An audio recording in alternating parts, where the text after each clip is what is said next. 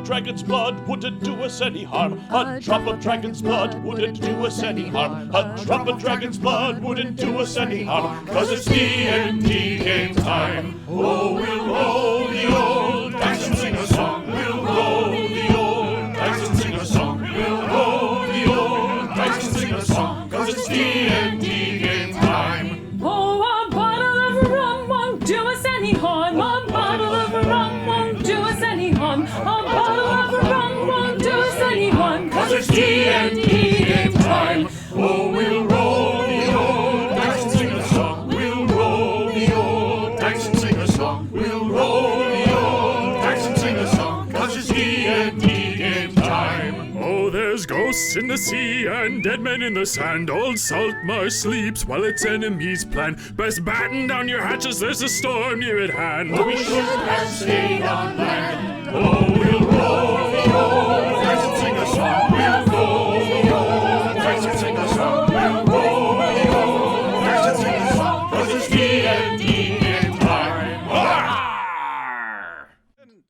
Welcome back, everyone. Last time on Missed Opportunities, Ghosts of Saltmarsh, the adventurers were beset by a storm. The waves pummeled, the winds shrieked, and all along a persistent cloud of purplish fog drifted around them. They had to step up into leadership positions aboard their ship, the Sea Ghost, in order to survive. With Mariah at the helm, the officers all each performing their duties, the small crew was able to survive the gale without significant damage.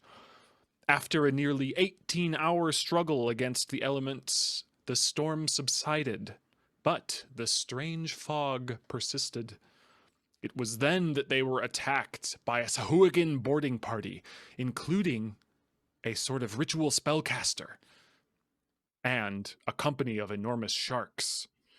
They managed to repel all boarders successfully and sustained only moderate damage to the hull. However, the purplish fog soon revealed itself to be wild magic fog, and magical chaos ensued through the fight.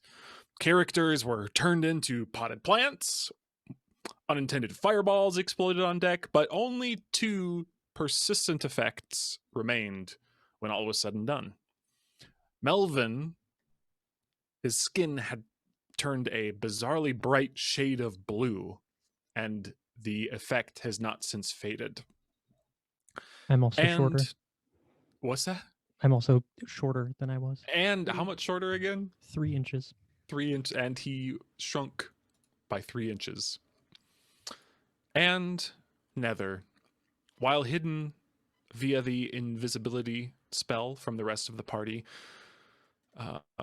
was changed, and she revealed to Mariah alone that the magic had transformed her to an incredible extent. The young adolescent girl had aged 8 years, revealing a fully grown tiefling woman. Now, the ship at a moderate clip towards the docks of Saltmarsh, we resume our story in the lovely early morning. If I can find my... We have got a D20 inspiration that's been gifted as well by Blue Box Gaming.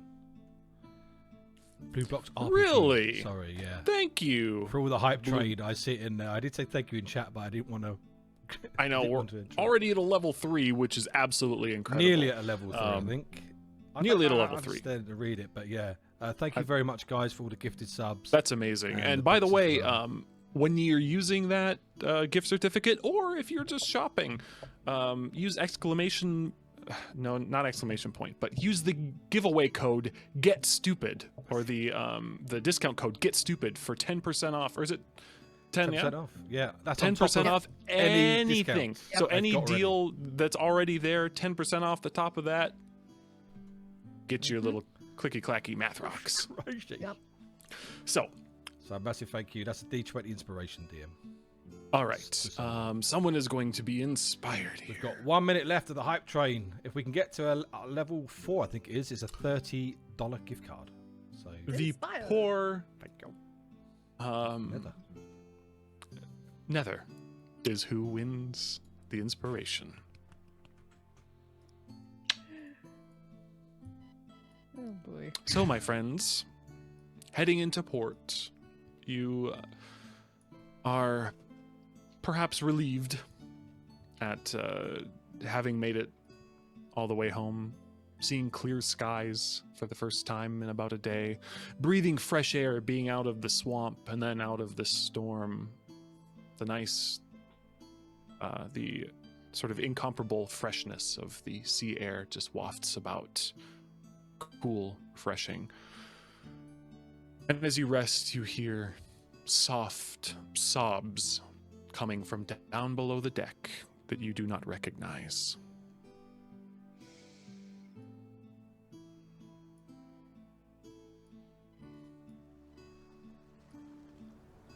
Teresa, are you muted? I'm talking to myself. Oh, I'm thinking. Below the deck. Yes. Picking up exactly where we left off, correct? Yeah. That was okay.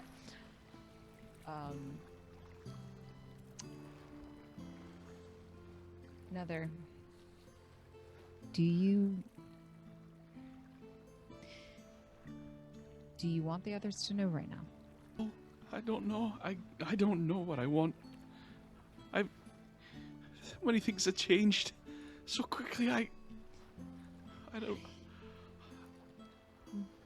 I should never have gone with you.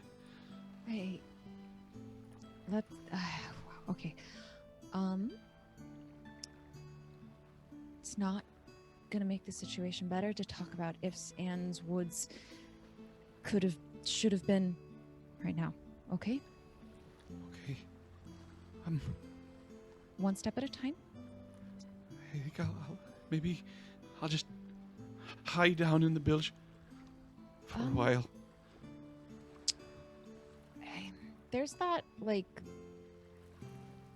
aren't there separate rooms down below in part of the ship that's not the area where all of that weird shit that we have to clean out of the bottom of the boat is? Yeah, so on you've got the lower level, you've got one level below that, and then the bilge. So there's sort of Right. where a lot of the cargo is stored. Mhm. There is a sort of an armory room. You saw that was where you found the false door in the back where they were smuggling weapons. I'll It's go also there. where you found what looked to be a prison for either prisoners or perhaps for human cargo, as it were. Okay. Nether, how about for the time being, you find yourself a spot that's comfy. I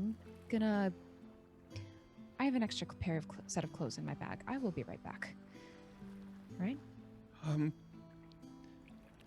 What do I do if someone comes down while you're gone? Just close the door and tell them not to come in, and I'll just give everyone a heads up that we should just give you a little bit of space. All right. okay? Okay. All right. I'll come back. Nether goes into the door and she casts minor image just to create a large pile of trash, just garbage that she just gets down in and uses it to, like a 5-foot cube of just debris and trash and driftwood and old rope, flotsam, just gathered in the corner and just hides in the corner behind it. She just keeps casting it, re-upping it. What's the duration on that again? It's not long. Do you have at will? Is that Yeah, I have it at will. Nice. Minor. Sorry, not minor image. Minor illusion is what I meant to say. Gotcha. It is 1 minute duration. okay? Yeah, minor illusions, the cantrip. So right, of course you can do that at will. Right. Coming back up to the deck, I presume that I see everyone is sort of in the midst of work / maybe clearing off some of the gore that has in the midst of the battle, bedecked our ship. Oops. Hey guys, y'all, can you come here for a sec? Yes, Captain.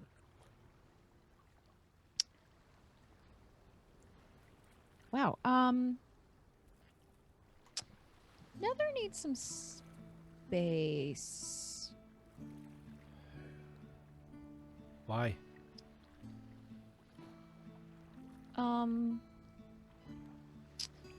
Look over at Melvin.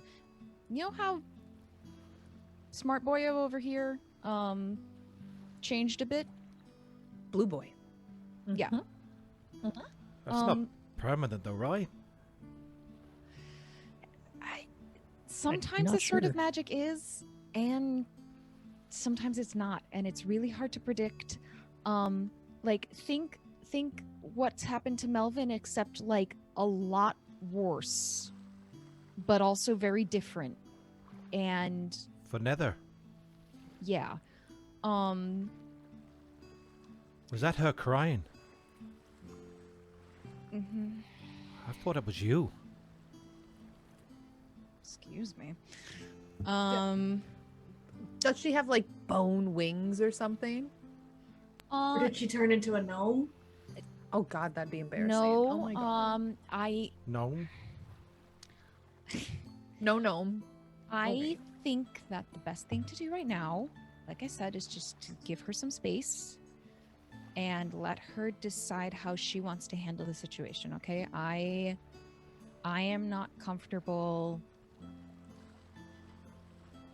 revealing things that she may not want to talk about right this moment, okay? So we're going to let her take charge of this situation as much as she is capable of doing. Of course. Oh, if you can. Um, We're Fair her enough. friends. Just let her know that we're here for her. Totally. I'll rejoin you all here in a little bit. Just gotta grab something from my bag. Be right back. And I rush off to the captain's quarters, grab my extra set of clothes out of the bag of holding, and run back down.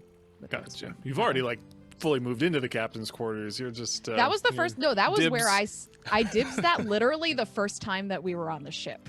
So. Gotcha.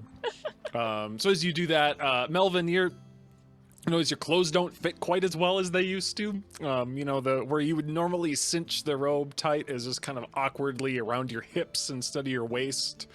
You're kind of adjusting and doing all that kind of stuff, and you feel something like, oh, there's a glass vial there tucked in there. You reach in and you find, oh, where'd that healing potion come from? Our newly blue wizard appropriately gets the healing potion thanks to Blue Box RPG. Thank you, Blue Box, for that donation. And And is that a standard and healing potion you the said? blue wizard gets it. Oh yeah. Let me roll to see the quality. What do we got here? 37. It is a regular quality. Thank you. So, yes. So, Mariah, you run back down into the hold, and as that is happening, you hear the voice of Truxia, the half-elven mercenary who has been part of your crew, up top, that says, "Saltmarsh ho!"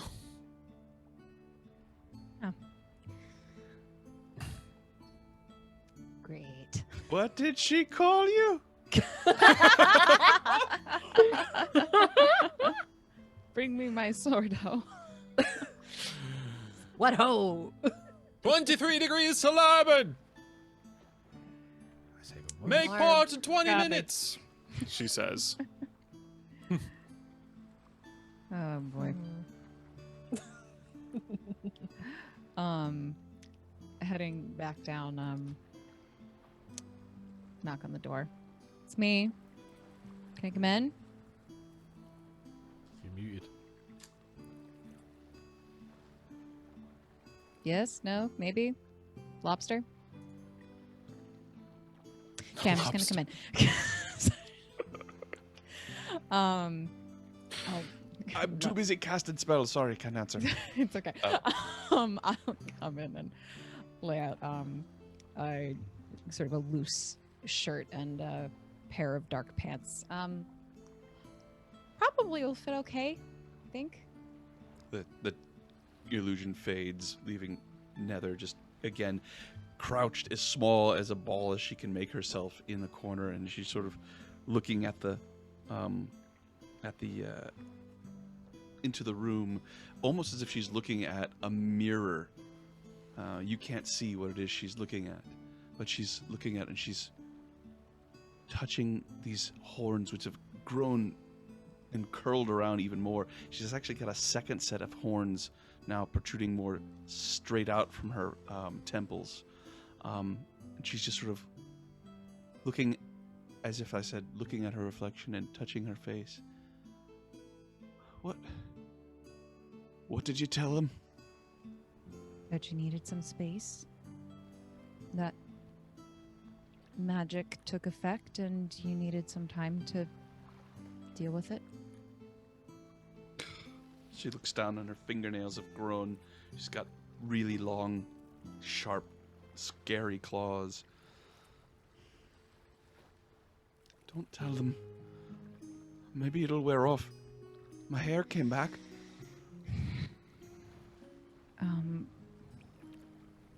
It's possible, but in the admittedly not extensive experience I've had with wild magic, there's just as much of a chance that this is permanent.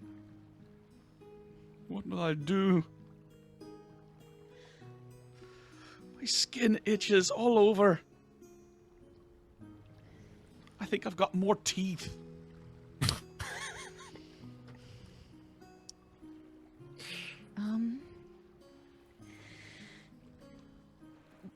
What we're gonna do is the same thing that we would do anytime we encounter a problem that seems too large and too scary to just take on all at once. We ignore it and put it away. Don't ever talk about it again. That sounds good. Yes, we'll do that. And I'm gonna crouch down in front of her and grab both of her hands. We're gonna break it down into pieces, all right? One thing at a time.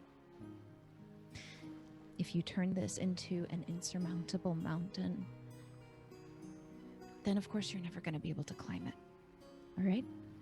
But if you just take one foot in front of the other, all right? We'll figure this out. I thought losing my home was bad. Couldn't even fit in it now. Well, then we'll find you a new home. Something better. All right? But for the time being, one foot in front of the other, and the first thing we need to do is get you dressed and decide how you want to leave the ship, because we're docking in Saltmarsh in about 20 minutes. What? 20 minutes? That's not enough time.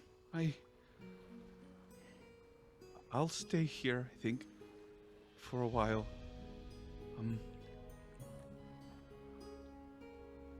I'll send, if you need me, just say my name and I'll talk to you. How about I'll stay here. How about at least, if you want, after we disembark, head up to the other cabin up top, okay? You might as well be comfortable. I'm have a fine here. space This that is you can call your comfortable. own. I'll be all right. I mean, I won't stay on the boat, but I don't want to go out where everyone can see, and I can see everyone seeing me. I don't want that. want to wait until it's dark. Okay, Don't tell anyone what happened. I won't. And if, just as you said that if we need you, that I can call upon you, same goes the other way. You're not alone in this. And it's not just me. You have everyone up top. Okay? They were pretty clear with me to remind you about that.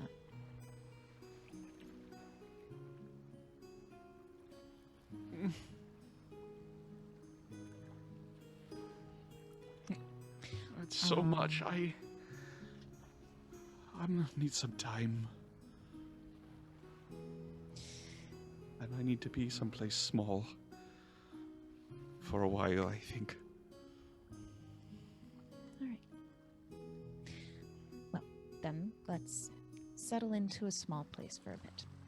And as she's getting dressed, I'll just sit with her for the remainder of the journey and just get my violin out and make a little bit of music down there just to soothe the air.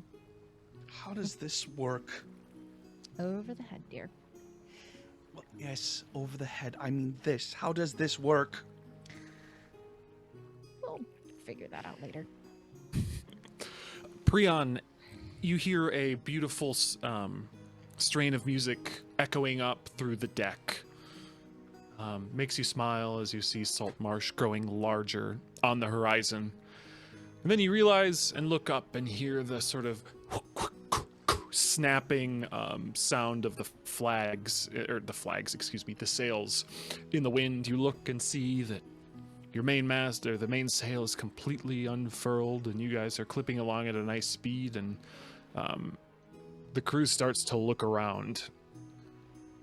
You're heading at full speed into Saltmarsh, and the captain is below deck playing an instrument at the moment. And I thought I was at the helm. I will obviously slow down. I will go and tend these sails and drop these sails, and obviously, yeah, slow down. Go ahead and make a ramming speed.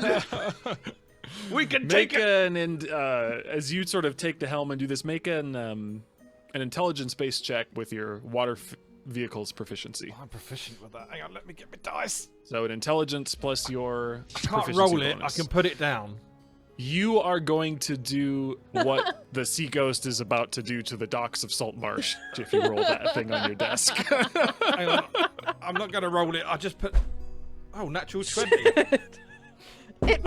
Your camera shook when you did that, by the way. A little terrifying. Your camera shook. It's a beast. Intelligence check with proficiency, yeah? Yes. God. I rolled a 16 though. 16 plus 2 proficiency, intelligence minus 1. So 17. Okay. 17, yeah. So you point out a couple of the ropes and tell the crew to slowly begin to furl the sails, which gradually reduces your speed. You're a little impressed by yourself. You had a moment of panic there, but you knew there was just enough time to slowly furl and guide the ship into port. Had you been going too fast, you might have had to just let fly, meaning just untie the sails and just have them just flapping about in the wind. Another way to reduce the sail, but seeing a ship come into port and then letting fly sails is a very unseaman-like thing. It is embarrassing. It's akin to that person who tries to parallel park about 5 different times before just leaving and going to find a different parking spot. There's no shame in that. Parallel parking's hard, but it is. Can we say that I drifted? Accomplished well bringing the ship in. What did you say? I was drifting in, yeah? Yeah, you were. Yeah, you very expertly drifting the ship in. Which dock are you going to bring the ship to? The wooden one. Yeah. The Brianna at the helm. There are docks for good. each of the The major families, and then there are some other smaller ones as well. Okay. I'll go to one of the smaller ones, I'm assuming. Okay, yeah. Oh, if it Before, I fits. think you docked at Solmore's dock. Oh, okay, I'll go Anders. there then. Yeah. Okay. Yeah. So you bring it in, and there is a. You are recognized, and there are deckhands, dock hands, standing by as a couple of the mercenaries heave lines off the side, and they are caught, and they slowly heave to your ship and pull it up against the side of the dock and begin to secure it down. Soon enough, a gangplank is pulled up, and you are docked at the Solmore dock in Saltmarsh. You can see the ritual that has happened before, this being a pirate vessel known to have slain a great number in Saltmarsh.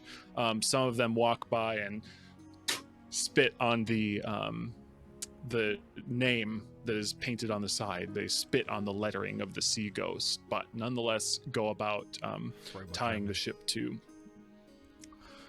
And a older sailor who seems to be in charge of everything going on the dock here looks up and says, "You're listing.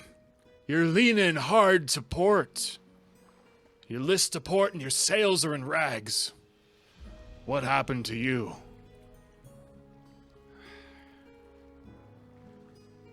Well, we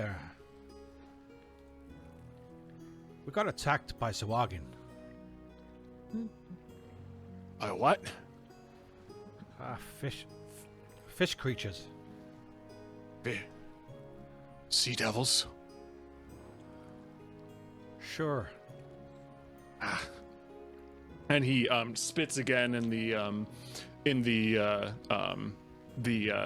general direction of the ship, and then actually you see a couple of the crewmen immediately drop the lines that they've been heaving, and they step on it twice with their right foot, step off, and then stomp on it again with their left before picking up the lines again and resuming their work. Did you like how I brought the ship in? We're well done. Aye, thank you. Now, you've got some cracks in the hull there. You're going to need to bail out the bilge once every couple of days the way she's looking. Aye, I'll put that next to my my blue box gifted subs. Thank you.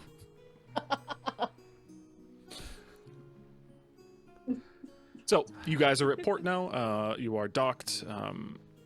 And the Troxia, since Moriah is below, who she's kind of been referring to, Troxia just looks to you all and says, "Well, I believe that concludes our business." If it's clear that the ship isn't moving anymore, I'll Yeah, come up it so is. we It- can show You that. come to a that halt, there and is. you feel the sort of shudder as it comes against the pier, as it sort of comes to rest against the pier. All right. Give Nether's hand a quick squeeze and head Gotta on up. knock on the door. Mariah, Yep, I'm coming. Hold on. Nether, you coming? I send Dahl flying about 3 feet behind Mariah. Okay. And let the darkness of this room return and try to imagine that I'm under my bridge. I slip out through the door without really opening it terribly much and close it behind me. And the little invisible sprite through which Nether is watching all of this follows Mariah out. Alrighty. So, Is she okay in there?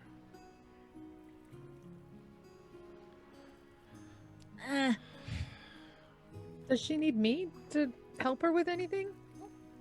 she needs time and she needs space. Okay. And so that's what we're gonna give her. Right. Tavern. Crew people. Find Troxia. Hey, so our original deal is like totally settled at this point, right? I think we might be an extra day on top of what was originally promised. So we'll make sure, if I'm remembering that correctly, DM, I think, given that the storm delayed us, we owe extra money. So we'll make sure that that gets paid to what's space. But we probably are going to need to outfit the ship with like a proper crew. And you and your fellows do a pretty good job. And I, at least personally speaking, I like you guys. I think you're pretty cool. I'd love to have you, or, you know, stick around with whoever else we manage to get on here. So maybe don't run off and do other things, because we totally like you guys. If you can afford us, we're here. Cool beans. We'll keep that in mind. Where do we find you? Around. We'll be here and there, but All right. ask Scarin. He's the one who you know, organizes all of this. So he'll be at the Soulmore house. Ask him. Our rate at the moment, by the way, is 5 per person per day. And we need to split a 10% cut.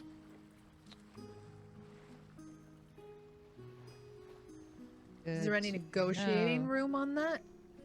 I feel like we should probably consult with somebody who's has some experience hiring a crew to find out what is common.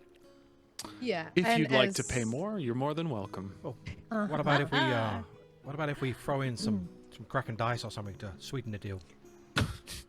Sorry. Goddamn. Those are pretty nice. Just stop. I'll stop. Stop. Pay for Oh, everything. rocks fall. A yard arm comes loose and knocks Prion across the head. Boom. But no, I will just quickly say thank you, Blue Box, for your support. Thank you very much for the gift. Oh yeah, thank you for coming and hanging out with us today. Thank you. Well, even when we're not out and about on the ocean blue, should catch you in a bar sometime. All right, guys, let's go. Where are we going? Tavern. It's been a while. Do we need to like fucking report in or something? Do we? don't have. We were sent on a job. Shouldn't we like go tell the people that we did a job for that we did the job? Aye, The let's people go get that sent paid. us on a suicide mission? Yeah. It wasn't a suicide mission. It was a find information mission that then turned into something a lot more dangerous. Yeah. Because that never happens. If it had been anyone else, they would have been slaughtered. It was a suicide mission. Well, I could guess it's a good thing they sent us then, right? Technically speaking, Nene, I think that there are probably other people who also wouldn't have died. Doubtful. Yeah. Not for our rate. Nether, a voice says next to your head, Helena, very quietly. Mariah, very quietly. Not for our rate.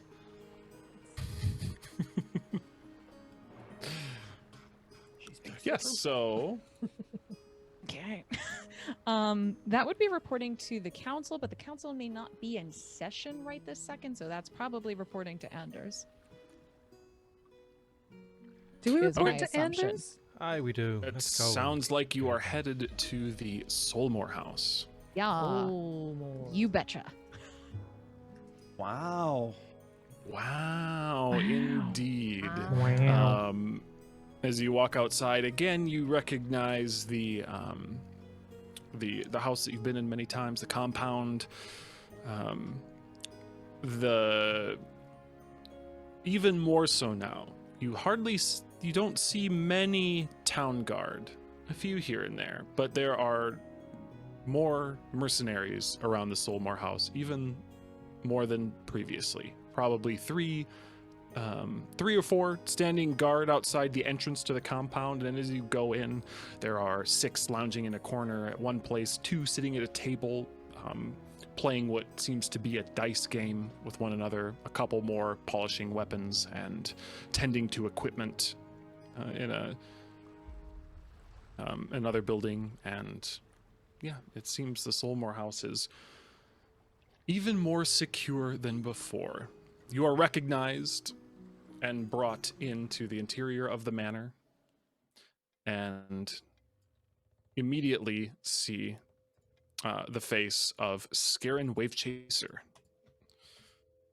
who opens the door just as you're reaching for the handle. It swings open, and he stands there, his gaze looking judgmental, bored, aloof, and, well, just a little bit sharp. So you're back after all. We didn't die. Congratulations. I know, it's super exciting, isn't it? I bet you're really, really glad that we're back. You're late. There was a storm. Ah. And my people all made it back without issue? Everyone made it back. I know I owe you money for those extra couple of days that we were gone. I've got that. But otherwise, the mission was entirely successful. Good. In what way? What did you learn? We learned what the threat is. We ensured that there will not be any issue of violence between neighbors, specifically the lizard folk that live north of here. They are down for some what's the word? The thing where you're cool with your neighbors, but the treaty type thing. I'm sorry, y'all. An alliance? Yes, thank you. Melvin, you're so good with words. An alliance. An alliance with lizard folk. Yeah. Not just the lizard folk, actually. There were a couple of other groups involved as well. Who were they again? The not the Kolinth. Those were the really, really angry guys. The Lokatha. Those are the ones. And we've determined that the real threat here are Sahuagin. At that, you see his eyes kind of widen a little bit and says, That's why we were late. Yeah, that too. They attacked us after a storm, in the middle of a wild magic storm. It was a whole clusterfuck. See how he's blue? And are you shorter, Melvin? Yeah, I think I shrunk a little during that fight. My clothes don't really fit right. I should probably go see a tailor or something. Hey, hopefully that ain't impermanent. well, I should summon Master Solmore. That sounds like a great idea. He'll want to hear all of this himself first, if you don't mind. Yeah, totally fine. A full account. Wait here, please. And he turns and goes. God, that is a man with a stick up his ass. What else did he think we were gonna do? Wait here. No, we're gonna go outside. I just want to know why an assassin has made a charisma. I hit the wrong button. Wow. Interesting. Let's see. And I'm like, guys. Concerning. Oh, So concerning. God. Technology. And I'm like, how can I unsee that? You can't. So, Melvin. As Scarin's sort of dull, judgmental gaze falls over you, Nether, you navigate your sprite, or yourself as the sprite, ever so closely, kind of hovering around behind him. Have your sprite make a stealth check, please. At advantage, as is earned by the invisibility. Right. Couple of Kraken dice rolling here. +8 to stealth. Ooh, I have the Kraken.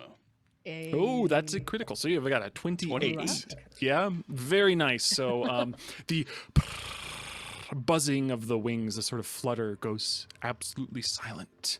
as it just barely moves the air as it hovers around Scaren's eyes and his head, and you feel through the heart sense. I get What do his you- I what get is it his that you know, emotional yeah? state, and if that was his 6 there for the noble, I get his alignment. Okay.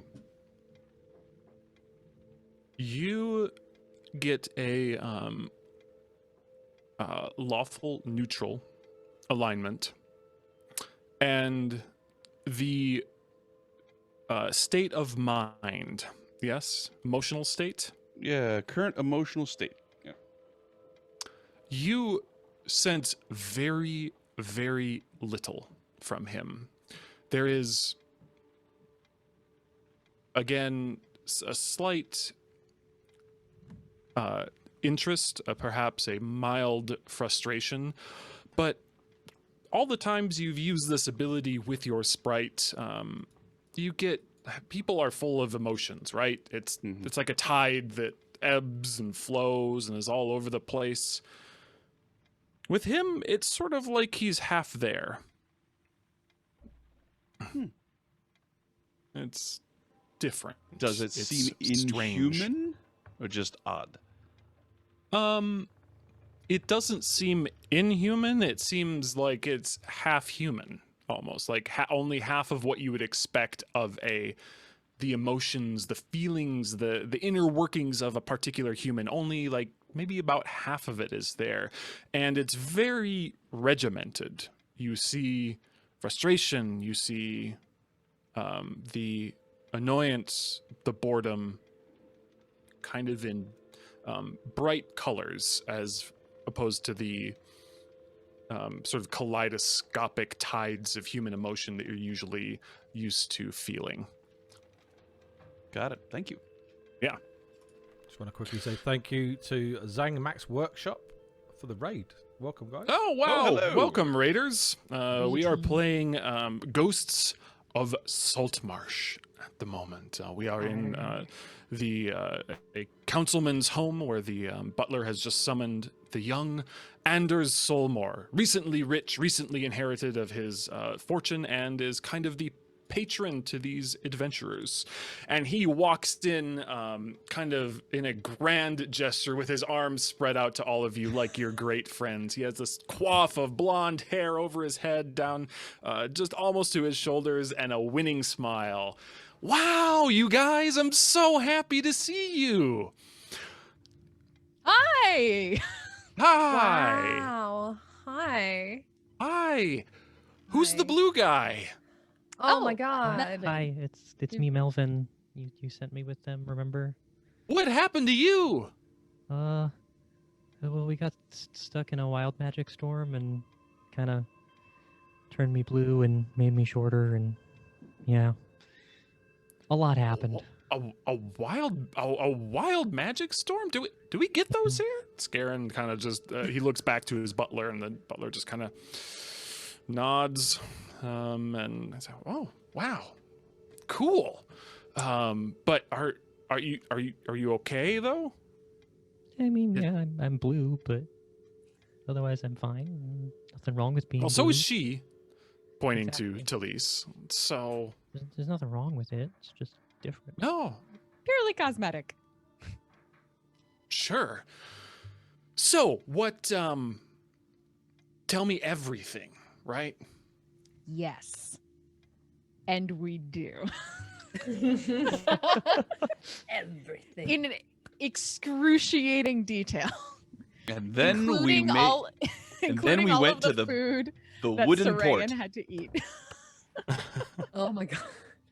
Oh my god. So, an alliance with they want an alliance with us. That's what we've negotiated with them, which seemed to be in the best interest of Saltmarsh, such that you guys don't have to worry about threats in that direction.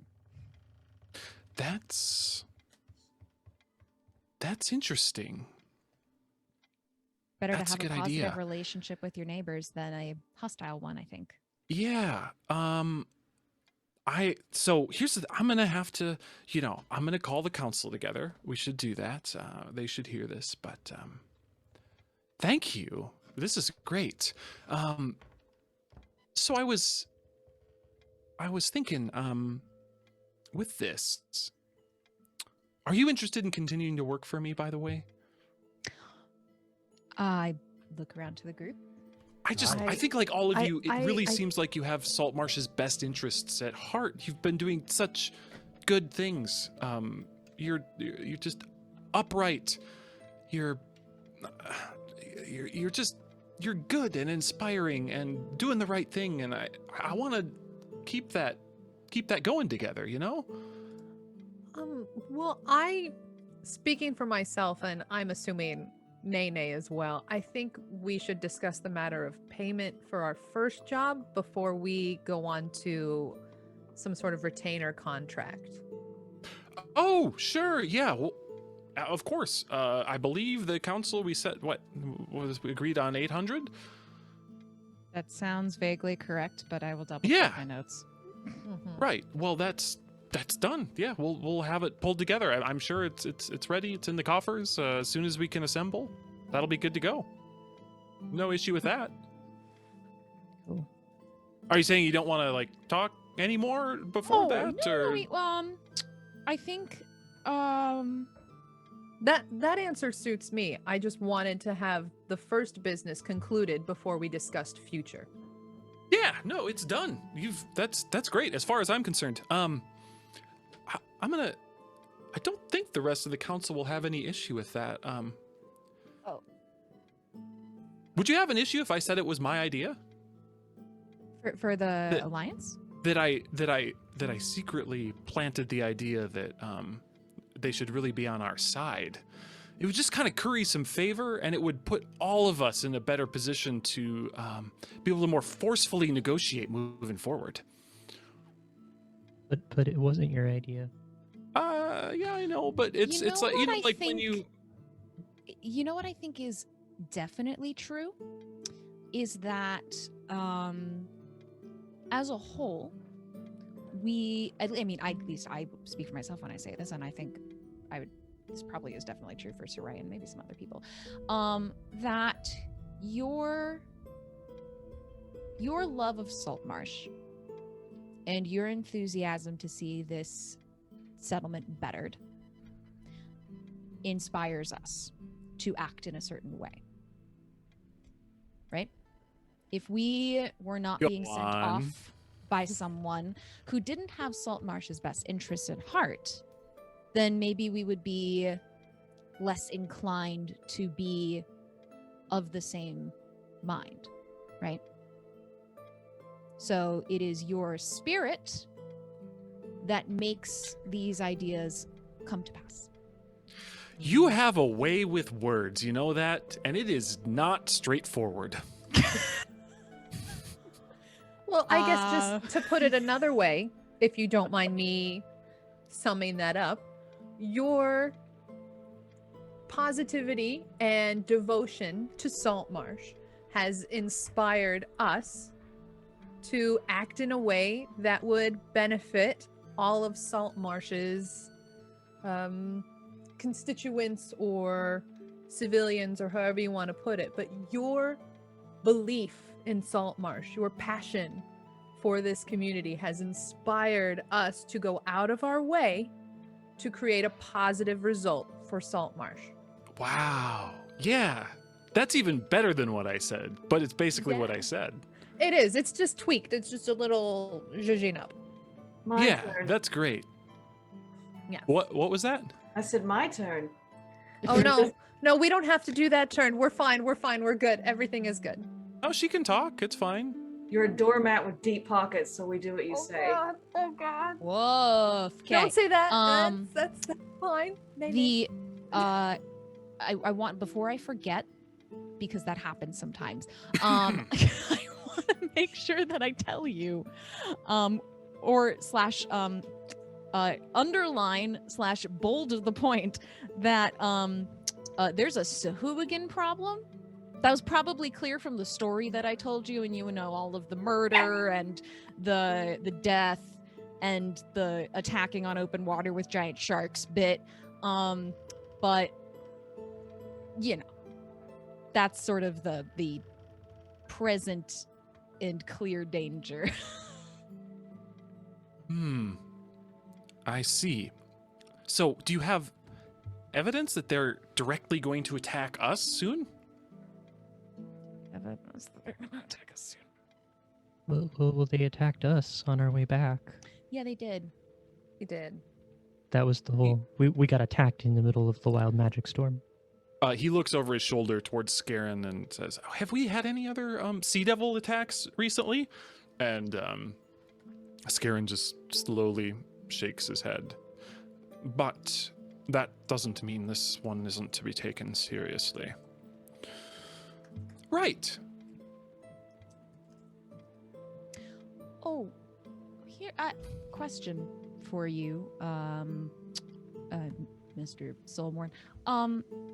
Do you have any experience with the Zentarum?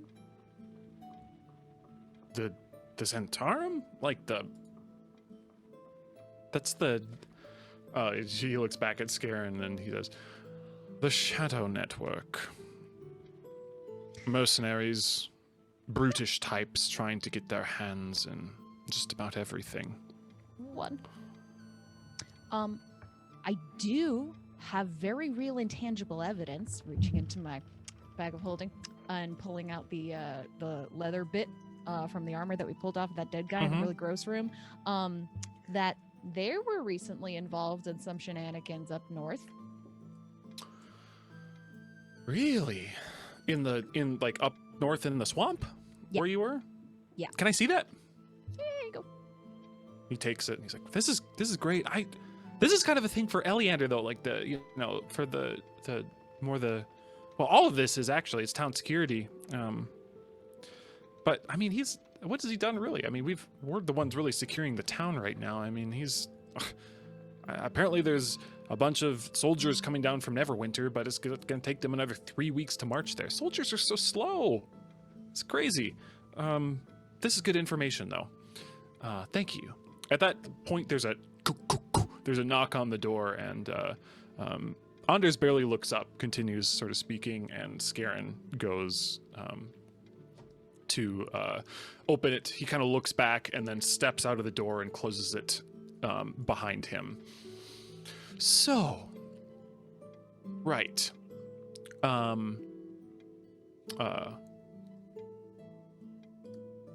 Summoning the council, getting you paid. Right. Is there anything else you need? We would love to chat with Scarin further about getting a full crew for our ship. Yes. Oh, right. Just the process, some guidance about, because I think if recollection serves, we would like to hire our own crew, but take you up on that nice little ship weapon offer. But I'm sure that Scarin probably has more expertise than any of us do about who the best people in town to talk to about hiring a crew would be. Yeah, he knows everyone. So do I, but differently. When you start talking about asking Scarin for things, there's a very sharp poke on your middle of your back, Mariah.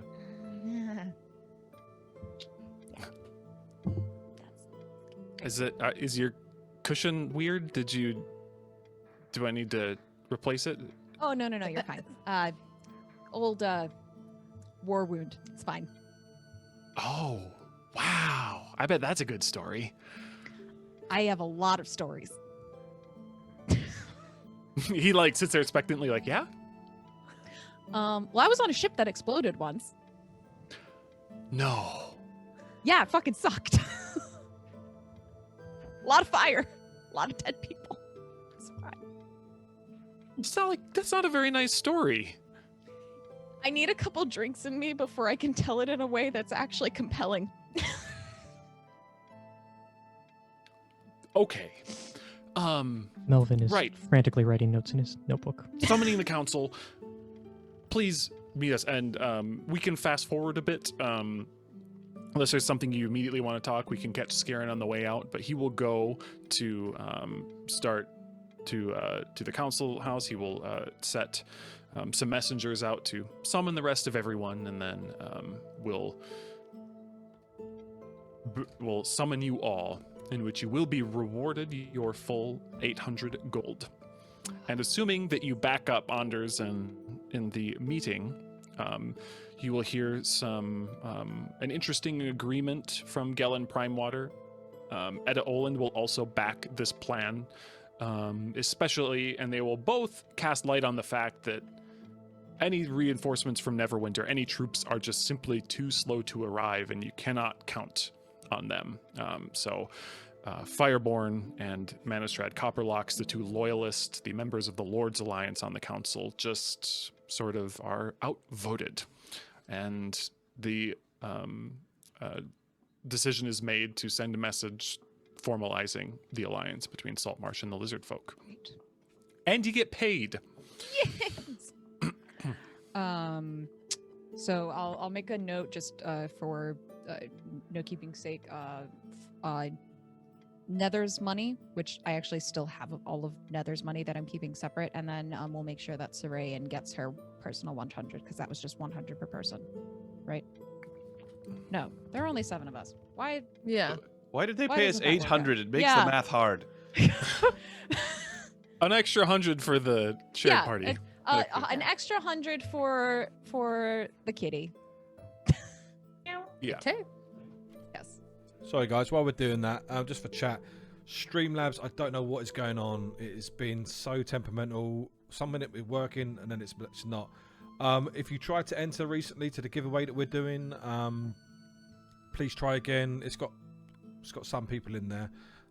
Exclamation mark giveaway for that. We're currently giving away a set of dice first, and then a $10 gift card at halftime. There is another chance hype train can happen, so we can do another giveaway potentially for another gift card, but that's all down to the hype train anyway. So apologies. Thank you. Exclamation point giveaway. Get that in again. Get your entries in, folks. About 40 minutes or so, we'll go on a little break, and we will draw for that gift card and that set of dice. So you are paid. You will be directed to a quartermaster, not of the faithful quartermasters, who you also should probably visit, but a sort of official Saltmarsh quartermaster who will offer to fit the Sea Ghost with either a military ballista or a mangonel. Oh, what? A mangonel is essentially not a trebuchet catapult, but just one of these kind of catapults. Yeah. I believe. Just an arm. It's a spring-based one as opposed to a weight-based one, right? Interesting. Also, where are you experts in? I'm only an expert in trebuchets, not in catapults. You're Well, a so trebuchet expert? No, it's not spring. I've it's actually weight-based, built but, trebuchets, so yes. Cool. So a mangonel Well, is a type of trebuchet. It is. No, it's basic. It's a Oh, really? It's a type of trebuchet. Interesting. Well, it's one of those. Yes, and I believe it originated in China. Just think of it as a catapult. It's just a catapult, basically. Does it do more damage but less range? What is the advantage of that? So, over a yeah. I ballista? was just about to get in there, and I got hung up on the word mangonel. I'm sorry. It's all good. So he will explain that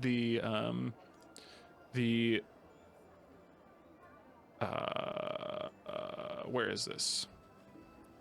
While you're doing that, I forgot to say thank you to Blue Box RPG for another 300 bits, which is a decent Oh my gosh. inspiration. They had Inspiration, to shoot off, I I was typing do that in a moment. So that's amazing. Mariah, D6 Hey. inspiration for you. Congratulations. So, the mangonel is a long-range bombardment weapon. It does more damage.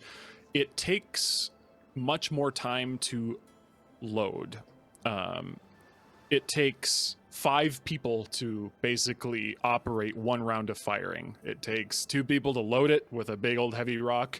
It takes 2 people to aim it, and then 1 person to fire it. So you need a lot of hands on deck to operate it. You can't shoot at anything within about 60 feet of you. It has a minimum range, so you have to be at least 60 feet away. Otherwise, it can shoot 200 feet normal distance, and its long distance is 800 feet. The ballista, and it does a pile of bludgeoning damage, so like 5d8 worth. The ballista is much easier to operate. It takes 3 actions to fire, and it does 3d10 damage, but it has 120 range, 480 long, no minimum distance, so it can fire point blank. Basically, it can, if things are boarding your ship, you can turn it around Jabba's skiff style and hit things on the deck, or things that are getting much closer. If you get up close, the mangonel is going to be useless. Right. David's getting Rime of the Frost maiden itches. Oh yeah, the ballista. That's ballista. I'm kind of into the ballista idea, y'all. But if other people have another preference, please do say so. We Cough, cough. we don't have an option to get both, or 2 of one. It's one or the other, correct? In this particular moment? For DM? free. Yeah, for free. Yeah. It's the one. Oh, then I'd say ballista definitely. Another 500 gold, they'll install a mangonel. Maybe in 3 or 4 months. Ballista, 2 for ballista. Anyone else care about the weaponry? Ballista's good. Ballista's fine. Yeah. Great, we're getting a ballista. It causes the most damage, right? Technically no, but it's more likely to be used more often. So yes. Fair enough. Yeah. So cumulative. ballista it is. I think I have an escaped chicken. I will be right back. Oh, That's. That is the best That thing happens I all think the I've- time. I sympathize. That's a new one. she has chickens. They're very cute. She sent me a picture. Oh. Like little All right. little babbies. Is the quartermaster the correct person to also talk about ship repairs and repainting the name Yes. thingy? Great. They will repaint it for free. Yay. They will to do the renaming. However, repairs are not particularly cheap. You have about 200 out of your 300 hull hit points remaining. It takes a full day to make repairs, and it is to repair 1 hit point is 20 gold pieces. Okay. Hello. Also, under the guidance of the bosun, with a skill check, the crew can repair a number of hit points. And this is my addition. Can repair a number of hit points equal to half of the crew quality per day. You currently have a crew quality of 0 because you do not have a crew. Whoa. Okay. Okay. This is very good information to know. Thank you, Peter. So maybe let's chat about all new boat stuff since you have a ship repairs now. later. We'll put a pin in that. Anyway, so now that that's happening, and now that we've solidified, there's a chicken on screen. Oh wow! Look at that. Wow, that chicken got a lot Chicken. bigger. Get in my belly. Oh. All you people watching D&D, how many other streams can you see a live chicken? A live baby chicken. Live baby a little chicken. baby chicken. How many bits will you give us if Shale eats this live baby Ooh, chicken see right this. now? Oh, yikes. No. No. Oh my god, I hear it. By the way, your I now have the stat block for the sea ghost in all of your journals, I believe. Yeah. Mhm. Oh, what happened to Ravaleth?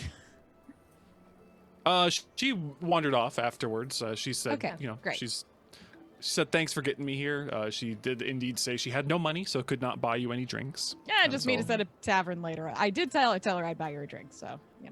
it's all good. So please do not edit the actual stat block, but anything in the bio and info, you can keep track of the stats there. Again, I show that your sales are at 70 of 100 quality at the moment, and the hull is 200 of the 300 max hit points. It does have a damage threshold of 15, meaning if you're ever hit by any damage less than 15, it does no damage at all. So you're not going to just be like, gnawed apart by little fish or anything like that. DR. Love it. Okay. How much damage does running at breakneck speed into the port cost? So that would Just in to get an case, idea you know. of what, just to get an idea of Just- what kind of, Just wondering. what are the in case ranges something of- happened. I mean, it's not going to Yeah. happen, but yeah. God forbid. So indeed, I have that here. You So- do not have that ramming into port. Ramming speed. So Crashing the ship into land. That doesn't sound pleasant. So your how bad is ship it? is gargantuan. If you were to go at full speed into another object, it would occur somewhere around 16d10 damage. Okay, so that doesn't break the boat entirely apart. even if it was a little boat, can we not ram a little boat? It's Just do object, a Right. little light ramming. A lantern is an object. Does that Uh, mean if we- Oh no, that's crashing into port. That's two gargantuan objects colliding. Right, So that makes sense. Good to know. All right. Good talk, guys. I Um, promise I won't do that. please You don't. better not. This is the first time that I've am ever Prion had in a this boat campaign, that I was not not Jax. That's true. in a really, really horribly subordinate position, and I would like to not lose it. Jax would do So- that just to see what happens. Yep. ram Good the thing you ain't port. Jax. Yeah, probably. Try and make it a bit fun. So, Moriah, as these discussions are happening again, a little whisper comes in. It's, I had no idea owning a ship was so expensive. Kidding. Actually, no, I did know that, but By the way, I don't trust Scarin. He might be knowledgeable, and we should use it to our advantage. But I don't think we should have him help us with any hiring. He's the type of fellow I think that would have eyes and ears where we might not want them. and I kind of turn to the side so that anyone who's around us isn't going to see my lips moving. I trust him only so far as I can throw him, which is not very far, but there is a very, very narrow range that I understand the kind of person that he is, and I trust him to remain within that narrow range. Which does mean he would totally put people on our boat to spy on us. But anyway, suffice it to say, we're totally on the same page. All right. So in this time, you talk to the quartermaster. Are you going to pay to have any of the ship repaired? Right this second? Maybe. Oh, wait a minute. Speaking of payment, I need to take out of the party gold however much we owe Scarin for the people for the extra amount of time that we had them, which is an amount that I wrote down in my book. 50 gold. So Yeah. I'm taking that out of party funds. Based on experience and stories and stuff that Nether has heard at port and stuff like that, all of these rituals like spitting on the boat and stamping on the ropes and stuff like that that the sailors have, would renaming the ship put put to rest the bad luck from the sea ghost? So basically a rechristening, yes. It is, the old name lingers, which has bad connotations. It has bad life in that name that is distasteful to those of Saltmarsh who knew someone or knew of someone who was victim to the ship. So no, renaming is no. There's no bad luck with that at all. And the stomping on the ropes is more of a superstition when hearing the word or talking about sea devils. It is. So what all is involved in a rechristening, I guess, is the question. Does it cost money? They offered to repaint the name for free. And then But do we actually have to christen it? Do we need to at least sprinkle holy water on it? Nothing like that. No, there's a ceremony where you basically would, you'd repaint it and kind of remove most of the cargo from it, and then have a re-underway where you would load up the ship with all of its provisions fresh again. Gotcha. You would take down the sails completely, take off the sheets from the masts, lower all of the yards so there's no, cross yards at all. So it's just the mast. So the ship is completely stripped down, remove some of the rigging, and then bring it all up again. So you're basically repitching the tent, as it were. And then you will probably christen a bottle, smashing it over the helm, and then drink on board with the crew. But obviously, then also the captain would be the first aboard the sort of skeleton ship. Then invite the officers one by one, invite them aboard.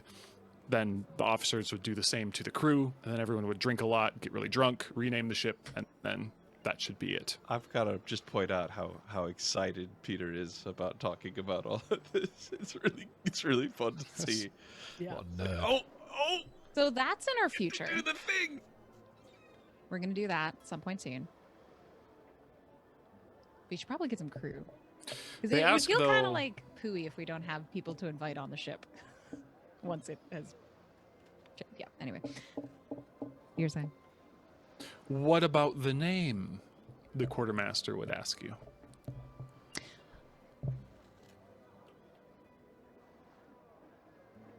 Kind of think towards the presence behind me that I know is there, but I can't see. Pixie's Fury. Pixie's Fury, eh? Yeah. Gonna strike fear into the hearts of all men and women and fish monsters and sharks. That I'm sure it will. I've heard stranger names. Mm-hmm. Pixie's Fury, right? We'll get That's right the on it. You want us to strip her down then too? Oh, not Yes. in public. I don't think it means that to us, but Yes. I don't know. Yes. Well, except for the very specific name of whichever portion of the boat that Nether is in. That I totally in character would know what to call. We'll say that she's hiding in I don't know. You can say it was just one of the cabins. It'll have a marking on it, so you can I describe think I which was one. hiding in the secret, smuggler's cabin. Oh, it is the okay, then smuggling great. We department. can just tell them to. To go everywhere? what about those things underneath? We Oh, that should. Those were dealt with. Cleaned out. Oh, they were. Oh, Yeah. right, Oh, because that's we good to were hear. just like, "Hey, crew, by the way." I remember that. They would have been a threat to you earlier on, had you gone rummaging around down there. But by this point, it's trivial for you guys to have a few days and clear out some rot grub from the bilge. I think we need to for a crew member, we need to look for someone. He has to be called Klaus. Klaus. Really? Klaus. Klaus? Klaus. Yeah. Aye. It's my really, really bad accent. I apologize. Okay. Why do we need That's a good. Klaus? Because it's protection against, like, the Kraken and stuff like that. Oh my god. When Rocks the fall. quartermaster's face goes a little bit white, he says, "Oh, so we'll start stripping the ship then. Yeah, The that whole sounds thing. great. The whole thing. Please. We'll unload it all. Right. There isn't anything that they shouldn't be unloading, right? I'm not forget. We don't have I like mean, weird it's- shit on the ship, do we? It's not our ship, so we don't really know. I mean, Is there? Sorry, then another whisper in your ear, Mariah. Uh, Maybe there's someone who could carve I don't know what they call the thing at the front. the Your head. figurehead. yeah, the figurehead. Figurehead. We probably need to find an artisan to do that. To do what? Carve a figurehead. We've got someone who can do some mighty special figureheads. Oh yeah. I've heard That was that wrong. Oh Sorta. yeah. she's got some people who can. Well, some lords rode their ship down from Gunderland, a mighty thing with, well, it just had a log at the front, but when she was done, it was a twisted dragon. And once it were carved and chanted about and painted, that thing breathed fire sure as any dragon. And we We've just named our ship Pixie. Well, no, that one's rode back up to Gunderland. But, well, that Captain Zendros at the Faithful Quartermasters knows the person for that job. Then I'll totally ask her about it. You said that the figurehead actually like breathed fire? Oh, yeah. How did they get it to do that? If I knew, I'd be carving figureheads. Oh, that's really impressive. I'll have to ask them. Maybe one day we could have our figurehead make the ship fly. That'd be pretty cool. It's really bizarre, Melvin. Even your hands Anyway. are bright blue. I know, right? It's kind of weird. I don't know. But if you look close, I think his pinky is starting to fade a little bit. Just. I look just a closely at my tiny- pinky. Is my pinky starting to fade a little? That's what I was like. Is it really? Yeah. You look like a. You're ranging on the same sort of size as a halfling. You're more blue than me, which is strange. Yeah. We need to Yeah. figure out I a am. name for you. Smurf. I wasn't going to say that out loud. Oh, I've heard of those horrible, scary monsters. Hey DM, what time of day is it at this point? It's mid-morning. Oh God, it's early. Shit. Yeah, you had a weird day cycle there through the I need to go storm. pick up Kind of my lost armor. track of time through that struggle. I just want to go to a bar. Okay. It's not early morning. No. So I was like, we could go anytime. I'm It's pretty You know sure the- that there are you know going to be the bars that song- are open. Yeah, I know. Get some So early in the Clawan. morning, the sailor loves his bottle. Oh, so yeah. Yeah. Unless there are any other pressing things that someone, Kafka DM, could remind me if needs our attention. Yeah, so hiring of the crew, and this is what I will say. You know that unless you have, basically hire someone to hire you a crew, which is possible, but sometimes a risky investment. Hiring your own crew typically, you yourself have hung around certain places in a port, just knowing that this is sometimes a place a captain will go to Right. get a seasoned crew members. Totally. So probably, oddly enough, any of the inns, if you make it known that you're looking for crew, you will probably find people there. Talking to any of the council members, Amazing. Solmore doesn't have people to spare. Well, you actually didn't ask him. You said you talked to Scarin. He seems to suggest that Scarin might have some people. You also were offered that the council said they could get you some people for free. I thought that was either or with the weapons. That we either got a Um, ballista or we got crew. Unless I Right. misunderstood that.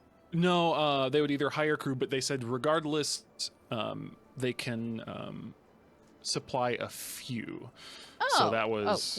Then let's just assume that we took them up on that offer if they told us about that. Okay. Assume away. I was just thinking to myself, I want to conduct like crew interviews like Deadpool style. Like I'm having a montage running in Looking my at all the head. glossies. Yep. So, who are you with? Right? Yep. Um, What do you do? I just What's wanted your to come name? and join a gang. Yeah. Yeah. I think I'm so doing a little meta here. I am of the opinion that we should try as best we can. I realize it's going to cost a lot of money, so maybe we need to wait. But we should try the best we can to sooner rather than later crew the ship with our own people rather than people that are supplied by Saltmarsh. Agreed. Yeah. All right, cool. All right. Awesome. We did just meet someone who was very, very strong on the way here. Maybe they're looking to be hired. Strong lady. Yeah. Ravelev. Yeah. And we know of another bard. You know. She seemed a little clumsy, but Yeah, Ravelis did not seem to have great sea legs. Yeah. She wasn't interested Yeah. in staying anyway. She left really fast. She fell overboard twice. it Oh seemed. right. She totally Oh, tripped perfect over those. fit. That was really funny. Maybe she'll be really cheap. I mean, think yeah, I think if we put out word to the various places where sailors congregate, that we'll get some stuff. Yeah. Cool. And let's there do are that. basically two ways to do it. Expensive, paying for the time, right? So you pay a certain amount of gold per day as they go. Or if you hire them for a voyage, you give them an upfront and then they will be with you for the duration of your underway, but will also earn a portion of your winnings. that feels more likely to garner support and morale in terms of, you know, the harder they fight, the more money they make. Okay, sure. Why not? Let's do that. Because I mean, I don't think we have the money to buy a crew. No. For a long we would have voyage. to we would have to pool personal funds Right. in order to get close. You just got paid, so you've got some money, and so there are a couple things you're going to need to balance your pay between. So, I believe Prion, have you fully paid for your armor? I have, yes. Yeah. So there's that. That's done. You know that there's potentially some stuff you might want from Captain Zendros. It's been about the time she requested. From the faithful quartermasters, and then there's the repair of the ship as well, and then the crewing of the ship. So all of those things are potentially going to cost money. The crew's a little bit of a murky one, because you can get that done a number of ways, but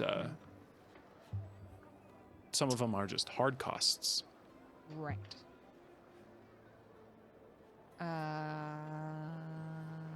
Where to next? Captain Zendros? To Captain Zendros. All right, you will indeed see a plain red flag flying above the faithful quartermaster's shop, I guess we would call it.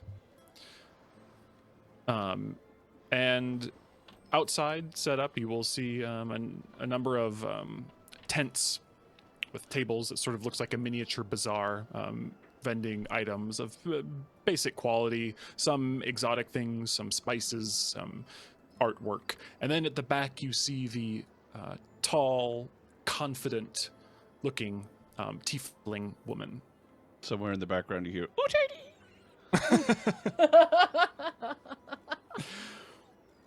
And we'll go over here, and I will bring out Captain Zendros. who will invite you in and say, it is my favorite. Definitely not pirates, though they sail around in a pirate ship. Hello, Soon to be Mariah. rechristened. Soon to be rechristened. I tip my hat That is to a good her. thing.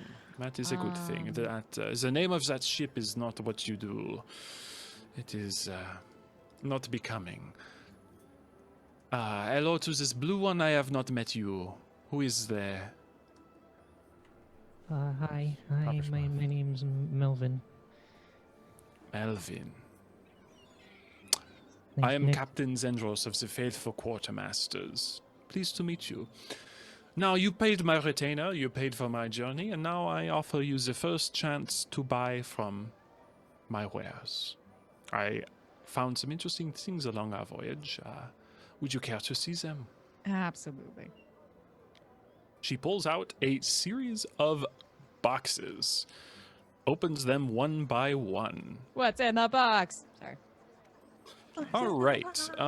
Melvin, she opens the first one in front of you. Please roll a D100. Oh no. What, I know, Kraken the- 100 or It's a storm. Having flashbacks to the last game. 26. 26. you find a box of growth. A ring of enlargement. You grow 3 inches. There is a potion of healing in that box. Inaaerys, please roll a D100. Please give your chicken away. Okay. Chicken. We had an escapee that was having to manage. I'm sorry. She opens another box.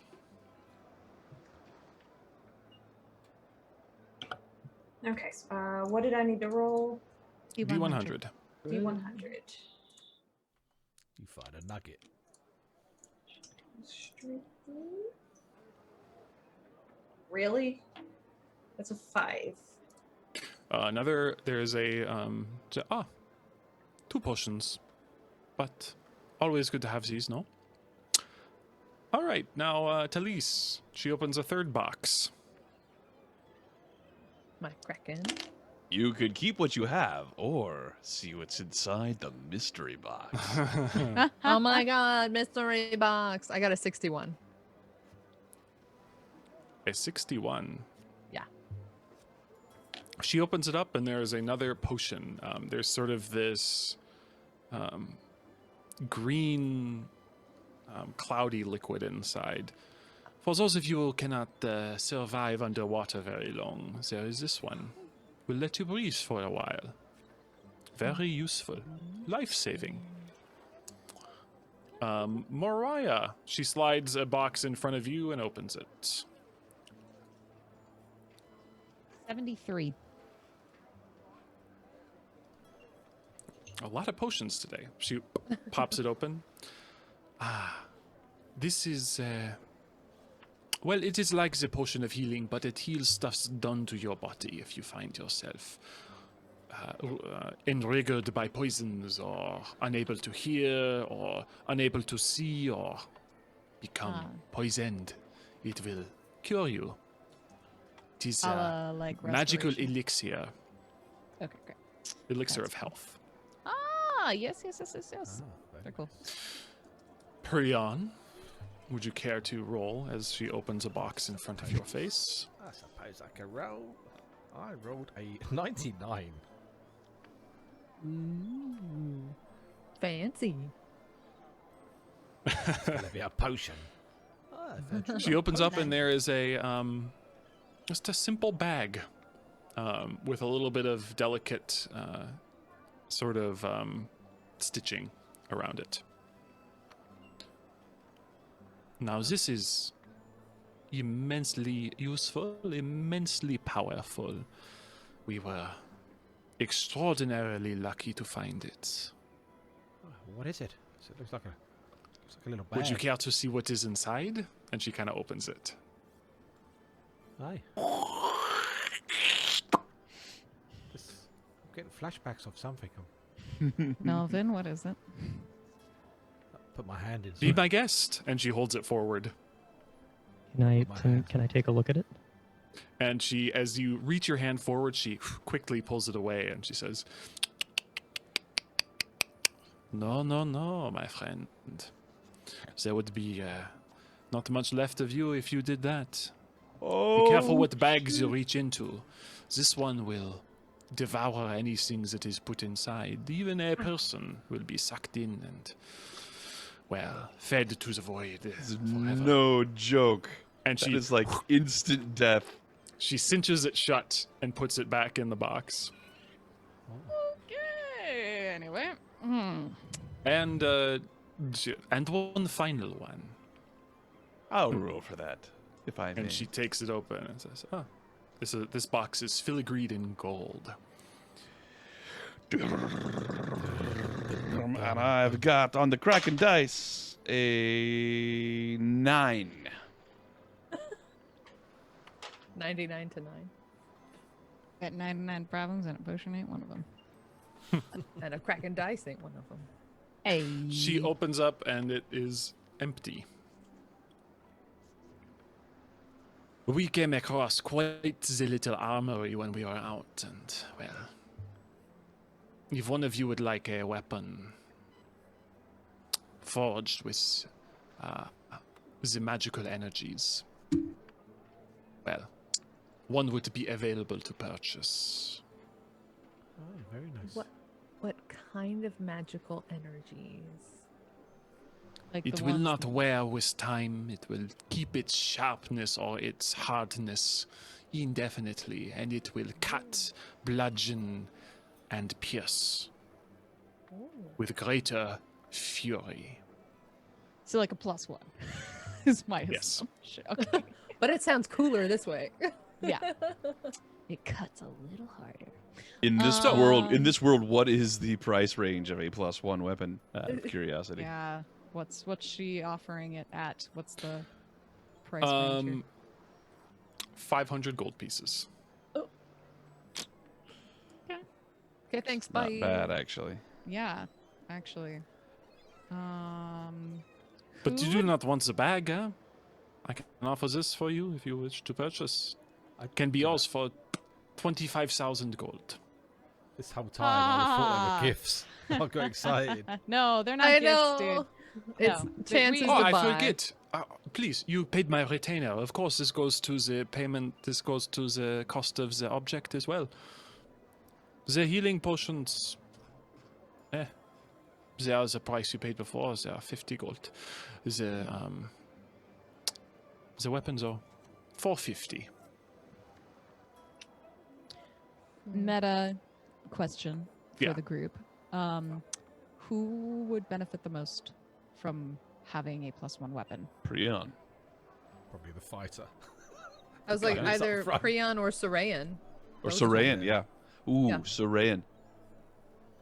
That's Prion, Paladin. Sorayan, and then maybe me next after Frontliners, those two. definitely. Yeah, Okay. and then Nene after that. Are both Prion and Sorayan sword and board, or am I misremembering that? Yeah. Yeah. I thought So Sorayan a was two. long sword, it would be appropriate for either one of them. Yeah, I think Sorayan has She's got a long sword, yeah. That's what a long sword and a Maybe shield. take a little. Or did she little use two hands? peek-see I thought at she was a her two-hand. character sheet. Hold on, I'm, That's what I I'm was like. taking a quick peek. I no, don't she's know. using a I don't know shield. how I feel about Liz being gone and coming back and having a +1 weapon that she didn't. What a use. nice She welcome almost- back it would He be, almost though. died in our last campaign. That's Okay. Well, it seems like if either one of them Love you, use a Liz. long sword, that a long sword is the logical option. I use a Right, because trident, if we so find something else, it could then be Just like switched. Somebody else Yeah. could use it. I use a trident, so Oh, well, did they say what weapon it can't. was? it was just that we had the chance to buy To a buy magic it. weapon. of choice. Yeah. Maybe that's something that, given what time's coming up here, that we could discuss on the break. Oh, I thought you were talking like in game. I was like, what time is coming up? Did I miss something? You could. The time and also of think your about doom. this. Will we'll take a break here. Also, you guys, we can go through it a bit more quickly if you want, or however you want to do it. But you have about a week or a 10-day. The council is told that they're deliberating and have to come up with a larger plan about what exactly to do about the Sahuagin invasion. It will be a large-scale effort that will take much time and coordination. So you have time to assemble your crew to, well, you have to decide now what the item is or decide after the break, but you have some time to do as you wish here now that you've been debriefed and you're here. So think about a few of those things. And as we resume, you guys are still with the faithful quartermaster. She will show you a couple ideas that she has. Very expensive, but she has a shipwright under her employ who, if you can find some particularly rare and wonderful ingredients to help empower the shipwright, they can in turn empower the sea ghost, or now it's the Pixie's Fury, right? Pixie's Fury. They can empower Pixie's Fury in a number of ways. Just as a little teaser, the figurehead was indeed something that was made before. She has an idea of one that is what she calls a guardian figurehead, that is actually a iron knight that would be attached to the front of the ship, holding forth their sword, and you could activate it to have the knight actually drop off of the ship and animate and start attacking another ship. There's stuff like that. There is an No, we want the one that makes the ship fly. There are a couple hull upgrades. A churning hull, which makes everything in the water within basically makes all the water within 210 feet of the ship difficult terrain. You can do something with weaving. She has an idea to weave the energy of Shadowfell through the sails, which will give you an aura of dread that you can activate. There's just a lot of fun stuff that you can do later on once you've saved up a good amount of we need good one that amount of sprinkles gold. pixie dust. Well, they could probably come up with something like that. There's you a can random upgrade chance with- involved in pixie dust, though. One that Let's, makes There let's is not deal with rolling on a random weaponized table of wild effects. magic. That sounds fun. Oh God. Yeah, so there are some fun. I'll post some of these upgrade ideas to you guys. They're very cool if you can save up the money to afford them. The potions that she had for sale, there were 2 healing potions, a potion of water breathing and a potion, or the elixir, right? Yes. What's the total for that?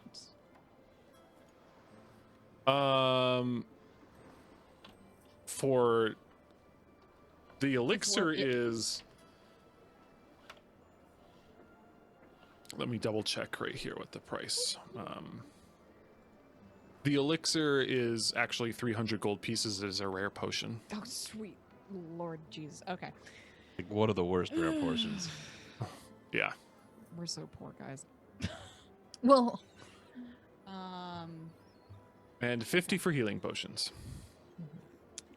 Should we buy the healing potions, guys? Didn't she say that we get 50 gold off of our purchase? No, that was once because that was the retainer you paid her, and you can get. So You don't take. 1 healing potion. Yeah. I have.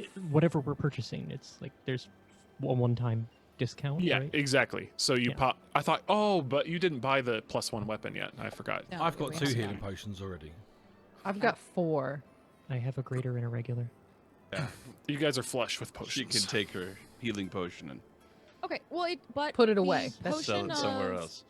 Unless there's someone in the party who can cast water breathing. For those of us who are not so aquatically inclined, There's that 2 of you, might be just useful in a pinch. 3 of you. We've got the amulet, the headpiece as well allows you to do that. Doesn't it? Yeah. So Yeah, Yeah. because Nether's Nether. got that. So Nether Yeah. can breathe underwater. We've Mhm. got So there's armor. 3.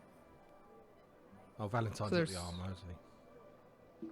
Yeah, he does. That is your guys' loot. That would be.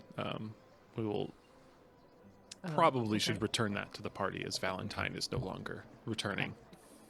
So can I anyone can't wear wear that? that. I can't remember what it is. It's medium armor. Mm-hmm. Inaaerys can wear medium, can't she? I'll say I can't wear medium armor. Yes. Okay. It Do I doesn't have- allow. It gives you swim speed. It doesn't give you water breathing though.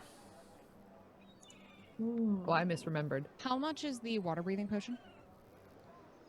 Also 50. Also 50? Okay. Can we take that from our retainer fee? Yeah. Okay. That is probably useful in a pinch if some shit goes down out on the water. And Should we do the weapon? I mean, I've got 188 gold. I'm happy to put all of that in. I have you wanna get the weapon. 164. Not counting the 800, but I don't know if that went into the kitty or not. So 100 when currently I have 164. We each got 100, and then one That means I got have put in. 264. I'm not gonna contribute to the weapon. Sorry, Yeah. guys. Me neither. No worries. Same here. I don't. I think that. I mean, it's we cool to should save have money access to a for- +1 weapon, but I feel like that we have the potential to find those.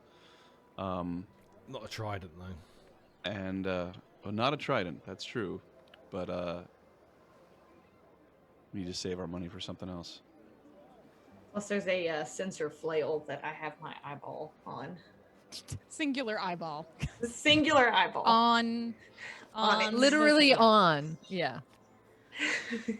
I think we should take the potion and call it then. Yeah, What are we gonna call it? Fred. Fred the potion. You drank Fred! You insensitive bastard! So there's that. Do you pay her again so she will go fetch another random batch of magic items for you to potentially purchase? That's a good idea. Yes. How much is that? 50. 50. 50. Okay. Do you Yeah, all want me to worth pull it. that from That's- party gold? Yeah. Yes. Yeah. No. Yes. Okay. Great. All right. Yes. So removing 50 from that. Do you not still have any of those gold bars? We Oh, gave we those do. to her. We Yeah. turned those in. We cashed all those in. That's in party loot. Okay. I thought that was the objects that we did. We recently got gold bars, didn't The we? What no, are you- we have not sold. No, we still have the. Yeah. We must still recently have the got gold bars bars. then. Oh. Have some. Because okay, no, hold on. I was looking. So I was looking from what you got from the alchemist's basement because it's in the party loot page that you guys have, and it says I wrote it down. Yeah. gold as- ingots times 10, and then it's total 800 gold pieces value. I don't really know how that works. I think you gave her 2 or something, and then got change. Correct. That's what it. Yeah. So I must have been removing the gold value as we were doing that, and then didn't say how many ingots we removed because Yeah. we gave her 2. So ingots. it sounds like you have more gold than you thought. We have a lot more gold than we thought. So we have 8 ingots left by that count. Well, that changes things. So do we want the weapon? We want the crew. Well, yeah, we need a good Yeah. crew. We I'm in want to favor buy of the saving best money. crew we I'm- can I'm possibly in get. favor of saving the money for Mhm. crew. I don't fancy dying. We need money for crew and for repairing the ship. Mhm. Yeah. Yeah. Yes. Okay. So that's that. But 50 gold has been taken out of the kitty for Hunting for her magic continued hunting. hunting. Yeah. Hot shit. All right. Yeah. Thanks. And which magic item are you taking? The potion of water. Yeah, gotcha. Oh, and then you're keeping. Sorry, right. Cool. Yeah. So 100 gold to her. Subtract that. Good to go. Does she take requests? Yes. A little voice whispers in your ear. Maybe something that could make me look different. Could you maybe keep a special eye out for things that Change appearance?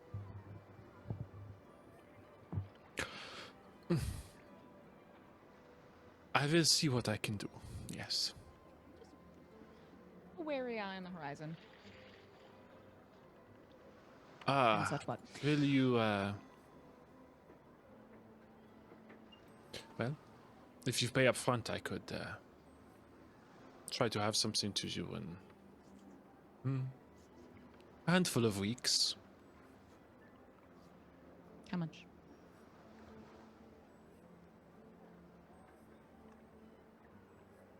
So you give me 150 now, and we put it to the cost when it is found. But Nether, can I should pull you that as pass your on the gold? cost, then I get it.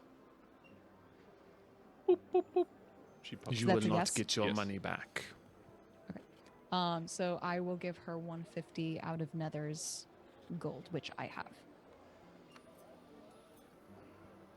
Good. I will see what I can find. Sounds good. All right. So that's done.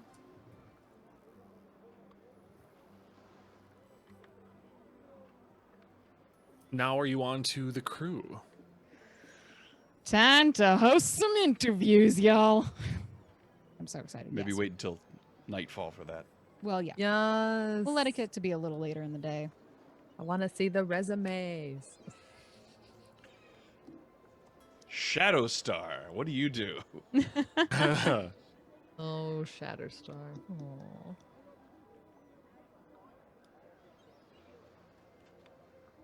So So- should we head to I guess the tavern until To nighttime? the tavern. That's what I was like. I know you wanted to drink, so should we just Hell go? yeah. It's I will still pick like my the middle armor of up the day, right? and then go to the Yeah. tavern. Yeah, Okay. we can fast forward. We have days until anything Yeah. happens, so it's not all at once. So if you guys want to just say wait and then go to the tavern at night, meet up together. If any of you have anything else you want to do, this is the time to do it before things happen again. Which is the tavern that we've stayed at? You Just have the stayed snapping line. mostly at the snapping line. Yes. So I think as in the sort of early portion of all of this, we'll since I don't know if Melvin's actually been to the snapping line yet. So Nope. let's show him around. Give him Okay. the tour. Sure. Yep. This is where you guys have been Um, staying. Now that you have a place to stay, though, you will not have the persistent free rooms anymore. Now that you're Right. a little bit more established. That's okay. Yeah. Oh, Melvin. DM, may I take a short rest? Yeah, of course. Yay. Once we get back to the inn, Melvin, hey, since we've got some free time, I've got a whole bunch of books here. Thought you might be interested. Yeah, You have yeah, books? okay. Yeah, That's what I I thought. love Okay, books. I take out the full stack of books from my from the bag of holding, and just like shove them at him. Yeah. Oh, They're those really, are from really the great. alchemist's hideout, yeah? Yeah. Mhm. The alchemist. I have 7 books total, I think. That just in a large stack that I pass Thank off you. to him. Thank you so much. I'm gonna want those back, but Oh, of course. you're a little bit more sharp knife drawer than I am. So if you notice anything in particular or interesting in there that I might have missed, let me know. Okay, DM. great. Yeah. Can I spend the whole week learning carpentry? You can spend the whole week. So you're not proficient with carpenter's tools? No, I've got weavers. I'm trying to think in the tools. DM's guide what the actual. I think it takes ages. It takes a long 10 time. weeks, according to Xanathar's. There's some modifier for your intelligence. Yeah, Am I- reduced by a week per. All right. Well, Intelligence but if you've got a modifier. minus intelligence, well done, guys. You've just There's made it no 12 weeks. penalty for a negative. modifier. Do you have minus on your intelligence? Oh no. You can work on it. And yeah, I mean, this is one thing that just takes study. So yes, you could spend your time doing that and not getting. If you will keep track of that you've spent 1 week.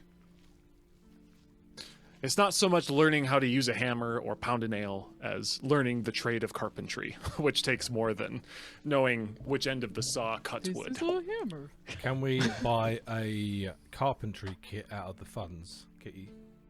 Can we buy a carpenter? Like, that's kind of what I thought you were gonna say. How much is that kit? Oh, it's not a wand. Hang on. Carpenter's tools are 8 gold. Oh, yeah. How about it? I could have done that myself, but I thought they were going to be We're about down 50. to 3 gold of liquid funds. Oh, I was like, what? No, just of money that is not wrapped up into thick bludgeonable metal. Crew member audition. See, now my brain instead has gone past Deadpool and has gone to Pirates of the Caribbean, where they're getting they're set up in the bar. Mr. Cotton's parrot. What we do with all those steel weapons that we found and confiscated? I gave them back Oh, okay. Oh, what's the? to Sariv Oh, okay. Oh, sorry. as a show of good faith. Oh, I didn't realize you guys. No, we Did you? didn't. We took the weapons. We did not give it back. I You mentioned told you him were- that when I talked to him, I said I would give them back. I don't know if it actually ever came up. I personally may have forgotten about it, but that was my intention. We sent them Okay. off the boat with nothing. No, I don't mean then. I mean when we were with the lizard folk like 2 sessions ago. You said that we would give them the weapons. Yes. Is that happening? This is a player boo-boo because that had been my intention to do so, and then I literally forgot about it. I because guess you Elena guys has got bad caught up in memory. the storm before you had a chance to really row back because Right. Yeah, we didn't. Yeah. as you guys were in the storm when you were rowing back to the Sea Ghost, and you got aboard and immediately had to deal with the storm, then you got attacked, and then right, there was 2 sessions, so I don't necessarily have a problem with saying that you did that on your way back, took another trip back at least Well, halfway into the fine marsh. weapons were in the bag of holding. Really? I had it written down. Oh, okay. But I If that's the missed them. case, then you could have easily just given them to them. Yes. Very, very okay believing that Elena had it written down. She Yeah, has no, I many believe. things written down. I'm not disbelieving at all, and I remember you saying that. I do remember you saying that to Sauriv. I thought that they were still on the ship, so. Oh no, I was like, hey, they're literally right here. want some swords? I'll just pull them out of my Mary Poppins bag. That does not seem possible. Yeah. Oh, Very I'm a possible with the miracle bag worker. of holding. And done. Consider it done. Wonderful. And as you guys are at the snapping line, the sailors begin to congregate. You see that the crowd here is mostly older, weathered fishermen. It's calmer. Some have their families and such, but it seems like a level-headed crowd at the snapping line. Who's the lady with the curly hair? That is snap. Oops, come on.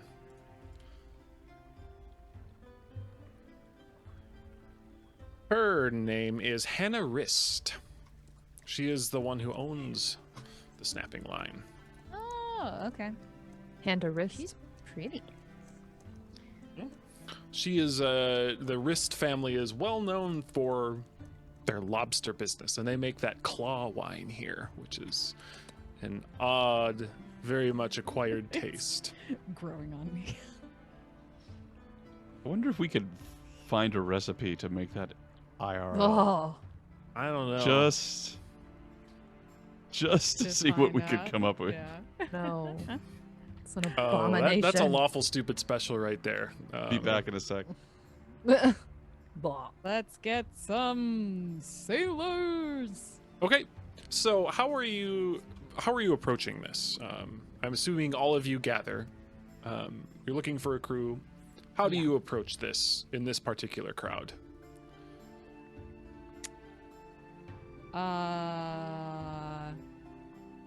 Don't let Nay do it. Step 1. Yeah. Never let her What do would the anything. appropriate way? What would I know to do? This is gonna have to be sort of you reading the room. These are Okay. Oh. So these are older. You said they're kind of older folk. They're yeah, more weathered level-headed. sailors. They're more Okay. level-headed, respectable kind of establishment. all right. Then I think, with Hannah's permission, if she doesn't mind me making a No, loud that's- note here. It's a tavern. Yeah. I will hop up onto a stool and basically get everyone's attention. I'm gonna buy them a round of something cheap, and then say, Water. hey, basically, we're looking for a crew. We need people who know what they're doing. A lot of you looks like you've got some years under your belts, some experience. We want to get a solid crew together to do some good work for the town, make some money, and stay alive. 3 good things in my boat. So if anyone's interested, we'll be over in that corner. Be sure to talk about all the things we've done. We done things like kill a lot of sea devils, broker a peace treaty with the lizard folk, and stave off pirates. Y'all probably recognize our ship. We'll be rechristening it come shortly. Y'all will be invited if you're part of the crew. That's exciting. We're the ones who took out Sigurd Snake Eye. Yep, Sigurd Sick Guy is dead. Thanks to us. Okay, we'll be in the corner. Bye. We That's avenged. funny. We avenged the Nightingale. Such Yeah. an awkward person. Yeah. So make a. Good job, Captain. No one's gonna I come can't- to us. Make a persuasion check, and and it's a regular roll because you gave them booze. But Oh, okay, cool. Yeah, you're so bad at this. Shut up. I don't know how to be charismatic IRL. I rolled an 18. Plus persuasion is 6, so 24. Who needs to be good when you're lucky? so one of them, so about 5 of them walk up, and so one of them seems to be kind of the leader. It says, "Right, you've got our attention. And to be quite honest, I'm just curious. Are you the one leading this?"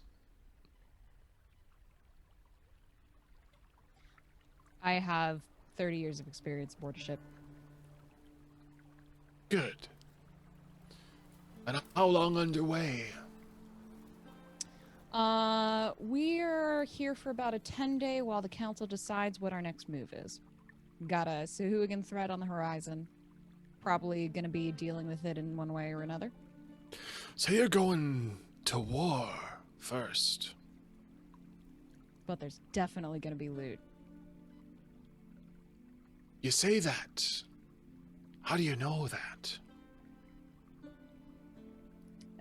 That's frankly a matter of just the number of times that I've looted people. Like, I think I've been on maybe 2 voyages in my entire career where we gained nothing. And we don't do anything for free, Mariah. And we don't do anything for free. This lot here's your crew. Your We got some fine officers. They're a little quirky, but they know how to get a job done. Quirky. And while they may not have as much sea experience as I or my friend Prion over there, they're quick learners. And What's your last big haul? last big haul, 10,000, not 10, sorry, I can't talk. 1,000 gold, 1,100 worth of gold. I think that's right. Gold bits. You and kind of dollars consider and- for a moment and say, so, it be warfare then. A man o' war you hope to command. Well, we certainly gotta stave off threats when they come. And what's your terms? DM, what would be Good old appropriate terms here? Handful of sea dogs. Okay, so add a character here for a sec. Troxia was telling us it was 5 gold per person per day for her crew. Yes. Plus 10% cut. Right. Is that, in my experience, fairly standard? That is really expensive. That's very expensive. Okay. That is, that was for basically 5 mercenary veterans. Okay. DM, can I?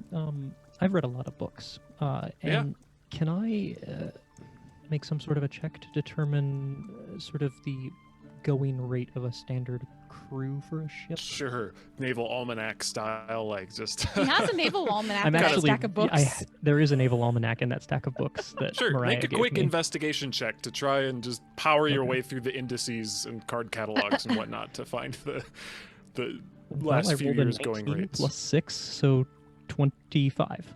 25. You like open up and you are able to piece through. You remember what the tables looked like, and you go down there and you see the sort of some of the running rates for Neverwinter privateering, right? So if you privateer for Neverwinter, here's what you can expect to be paid. You see that a common would be a 10 piece, or so 10 up front with a 10%, what's called a 10 and 10. A 10 and 10, then 10, really. So 10 gold pieces up front, 10% of the spoils to be split among the crew. And then if you do not reach that goal, basically if you don't get any spoil, you owe them another 10 after then it turns into half pay, basically, or half pay.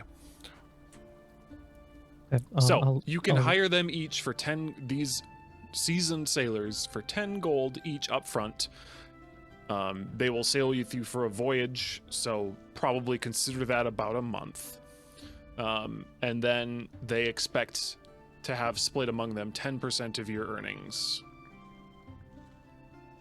And that's not just the 5. That is, the crew in general takes 10% Right. and splits it. So Okay. So then, if Melvin lets me know that, I'll run up and whisper it in your ear so that I'm not. Doesn't look like I'm informing you. 10 and 10. 10 gold up front. 10% of spoils. well, what do you split around. say, lads? Mariah, You up to fight some devils for a 10 and 10? tell them this. We sail for profit. We're no pirates, and we're no soldiers. If we fight against the sea devils, we do it because we're getting paid. And any opportunities that come up between now and then, and back, we'll explore. I'm not sure I personally follow that last bit, what you mean. Saying, like, if we're going to be mercenaries. So if we go to fight the sea devils, it's Mhm. because we're getting paid to do so. And anything that comes up between here and now and then anything that comes up between then and when we come back. We're looking for opportunities to make money. We're looking to opportunities to make a profit. We're not and sailing. That's we're meant not to be an sailing. incentive. Yeah, we're not sailing because we're not sailing because we're not sailing for a flag. We're not. Oh, okay. Yeah. Sure. Got it. Peter, continue. So you say that? I guess I'll add on to my comment about the 10 and 10 that we are actively looking for ways to make money, and which will benefit not just us but the entire crew.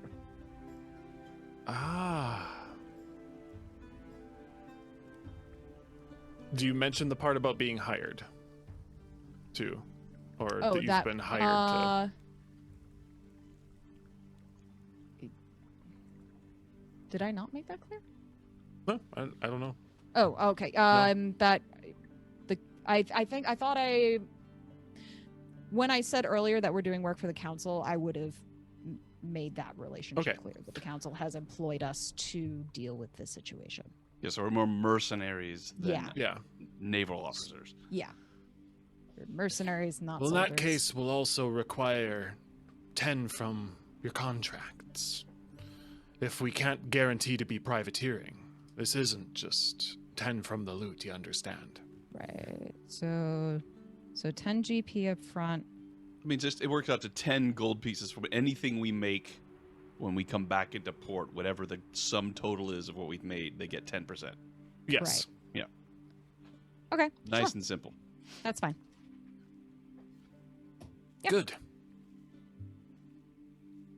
So, when do we bring the sea chests? They're unloading whichever day that we talk to the quartermaster about redoing. Yeah. Okay. The So thing. that was just them saying we're aboard. You've got 5 crew members. No. And what are their names? They have names. And they're good ones. I bet they are. The best named crewmen you've ever seen. I'll when we come to that agreement, I'll order 6 shots, 1 for myself and 5 for the rest of them, and do a little toast, and if they seem keen. They do, and they will take that. Oh. Awesome. Very good. You have 5 seasoned crew members. Seasoned. Which will net you, for choosing these 4, will net you a +3. So you get 5. You get 5 of the crew members, and your crew quality is going to increase by 3, assuming you can fill it out. Right. Okay. Well, that felt fun. Does this group of 5 seasoned sailors, do they have a particular name that they work under, like so that we can sort of separate them from the rest of the crew? Not really. No, they're not like a band. It was just the ones who approached. They knew each other. They had probably sailed together. They had probably sailed separately as well. But they just kind of were the ones who came forward. I'll keep track of their names. Okay. In the log. Elvin, do you want to be the bookkeeper? Sure, yeah. I can be the bookkeeper. Wonderful. You can just see what would happen if we'd made somebody else the bookkeeper. Melvin. Oh golly. That was good. The old captain made that look a lot easier. So you've made good progress at the snapping line. You have 2 other inns to potentially check for. Shall we? Is it dark? Damn. Yeah, it's gotten dark now. Okay. Is Nether coming out of her hidey hole? I'm calling Dahl back. Okay. The little thing stops whispering in your guys' ears, and you don't feel the presence any longer. So there's another bar to hit up. Yep. There are 2. wicker goat, which is out by the gate, and the empty net, which is the one sort of hanging over the water, the rougher one. I was staying at the Wicker Goat before I met you guys. It seems like they mostly cater to like miners in the town guard, so I'm not sure how many sailors we'll find there, but I mean, it can't hurt to ask. For a real hot second, I thought when you said minors that you meant people under the age of 18, and I was very confused. We're a bar that caters to minors. That's concerning. It's like Always Sunny. I'm a little concerned about going to that other one, but I don't know, Melvin. What do you think? Where do you think we should go? The The Wicker Goat? I mean, I guess. I don't know. All right. Sounds like you're going to the Wicker Goat. That was Sounds so good. committal. So you head that way to the exterior. It doesn't feel quite like Saltmarsh, this place. It is much more on the outside of town. It feels like just sort of a crossroads inn that you might encounter anywhere on the Sword Coast. But you do see a couple things. One is Lankus, the owner, a proprietor, who wears sort of a remnants of his armor, despite the fact that he is running a inn. And you see also sitting in the corner with a tankard and surrounded by a few other dwarves, Councilwoman Manistrad Copperlocks is drinking there as well. There are a number of miners here. You can tell by the dirt around the fingers, by the general look and the tools that they carry. There are some others as well that look more like prospectors, some people who are simply just staying with large packs. It looks like they're on their way to Saltmarsh, but the conversation here is about the mines, it's about the fish, it's about the economy, and they're talking about jewels. Some of them got little tools to appraise jewels as they're looking. The quality of silver, it's all the talk about money and the economy and how to make money here. That's what the sort of general atmosphere at this particular tavern is. Was Copperlocks one of the Neverwinter loyalists? Yes. Maybe this is less of a good idea. They might be willing to give us work, though. Maybe they need people to ship their gems or something. That is something I have done before. Oh, this is pleasant. Yeah, there's just a little lilting melody playing as they're bustling about here at the tavern. Ooh, who's the musician? I haven't had a dance in ages. What was that? I haven't had a dance in ages. We just danced the last time we were in port. That was a number of days ago. I don't know. That's ages. It's days. Go dance if you want. I need to have a few beers first. All right. I'm not drunk enough to dance. I guess we'll sounds go like a get some challenge. drinks then. You Well, hear shot for shot. you say that, and you hear this dwarf kind of say, "Well, that sounds like an opportunity." And as he comes around from around the corner to look up to your face, he sees the dark skin and suddenly sees the white hair and goes, "Oh, motherfucker!" And he just turns around and makes his way, and you can see he's kind of staggering away, and he goes, "There's a goddamn row here. I almost asked her a drink." I'll And you buy can if hear you still some- want it. That was so rude. Oh my god. Really? He Yeah. kinda- You're not gonna poison me, are ya? Won't even touch it. Just want to get Oh. drunk. She'll hold up her pouch of gold. and shake it. If he wasn't drooling at the prospect of more alcohol, the jingling of the coins in your pouch certainly makes the dwarf salivate, and he's, all right, but no touching my mug. Nope. Suddenly, Nene's making friends. She Well, really wants I mean- alcohol. Friends. She doesn't really do that. It's fine. Right. It's fine. You want a drink with the drow, boys? And they kind of, and then you are invited over to this table of dwarves.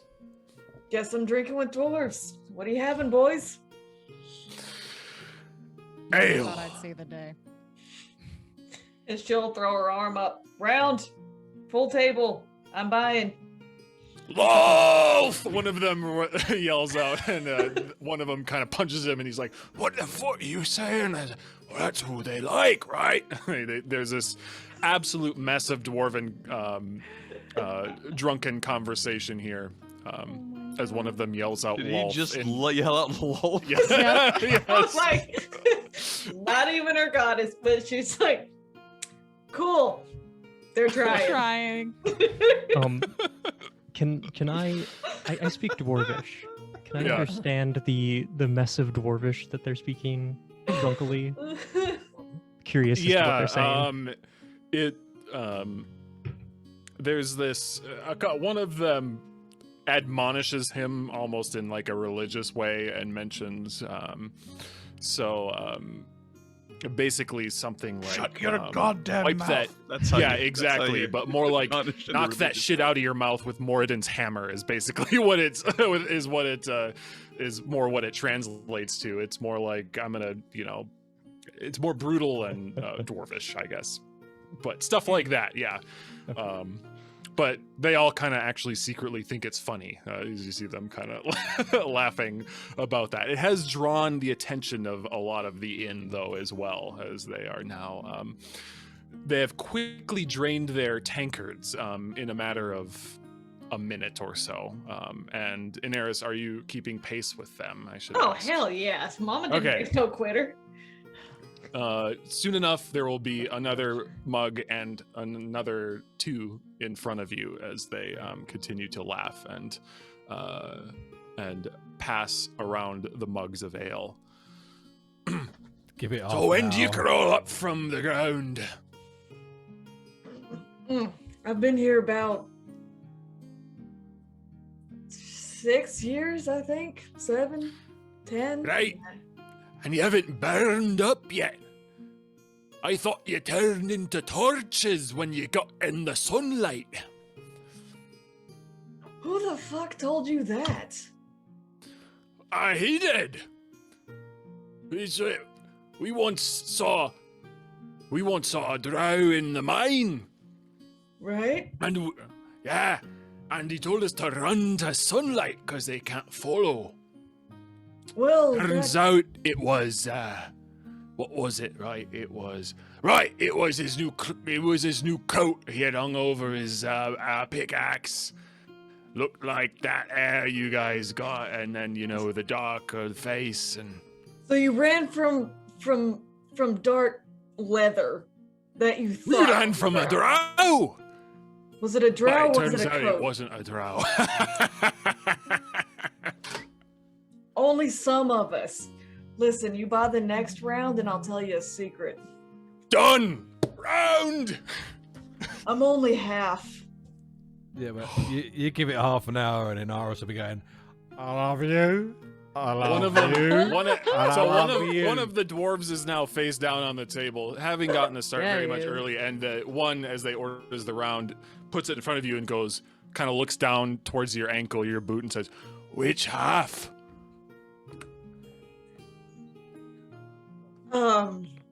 She'll take a huge swig and it'll slosh just a little bit. The left. And he goes, "All right, I can see that. That's why you cover that part of your face. Don't worry, you're safe. Your secret's safe with me." Never thought I'd be friends with dwarves, but hey, First time for everything. I like it. And they will order a 6th round for you, and if you continue, please make a Constitution saving throw. Oh, Do it. Jesus. But before you do that, though, Nice. we have just got another 300 bits from Blue Box RPG. Awesome. God, oh my gosh. Been so generous. Thank you very, very much. That is Apparently a D6 they like your inspiration. accent. The DM wins. I get it. Yeah, well deserved, I should say. I get it. For can I drink it to soothe my throat? Does that does that work?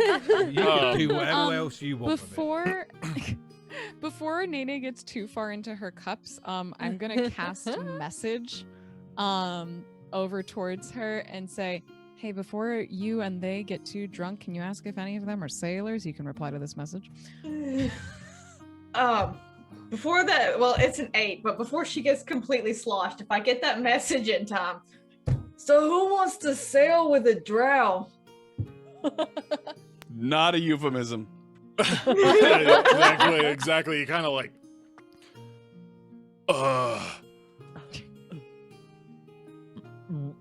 do you mean like, On a boat, dipshit. There she is. oh. Why, you taking up fishing? Well, There's good money in fishing, I hear. Can be. Loads of fish around them rocks. fish are stupid. I want real gold and lots of it. So we're gonna be. And she'll look back at Mariah. What are we? Pirates? Are we pirates? We ain't pirates. We're Killed private- pirates. Yeah, Privateers. We're Pirates that kill pirates. yeah. Is it privateers or is it mercenaries? I thought privateers was the official version. Yeah. I don't Sounds better. remember. Sounds different. Like, Didn't we we like say the that we're not aesthetic, but not the privateers? ethos. Yeah. Yes, aesthetic only. Can we be like private mercenaries? I don't know. Can we be mercenaries? Mercenaries. Lot of money in the mercenary thing. So, Yes. you said a lot of things right there. What I heard was money. Very Message: creepy do how they you have said sailing that. experience? Do you have sailing experience? It's not really a requirement. 'cause Oh, I got he needed loads. time. Loads! He's got loads. Do you have a name? Do they name you? What's your name? Dargan. Five Dragon? seasoned Hey, sailors. Dragon wants to sail with us. And 5 she's seasoned just yelling sailors. it. Does he look like he has seen the deck of a ship not from afar?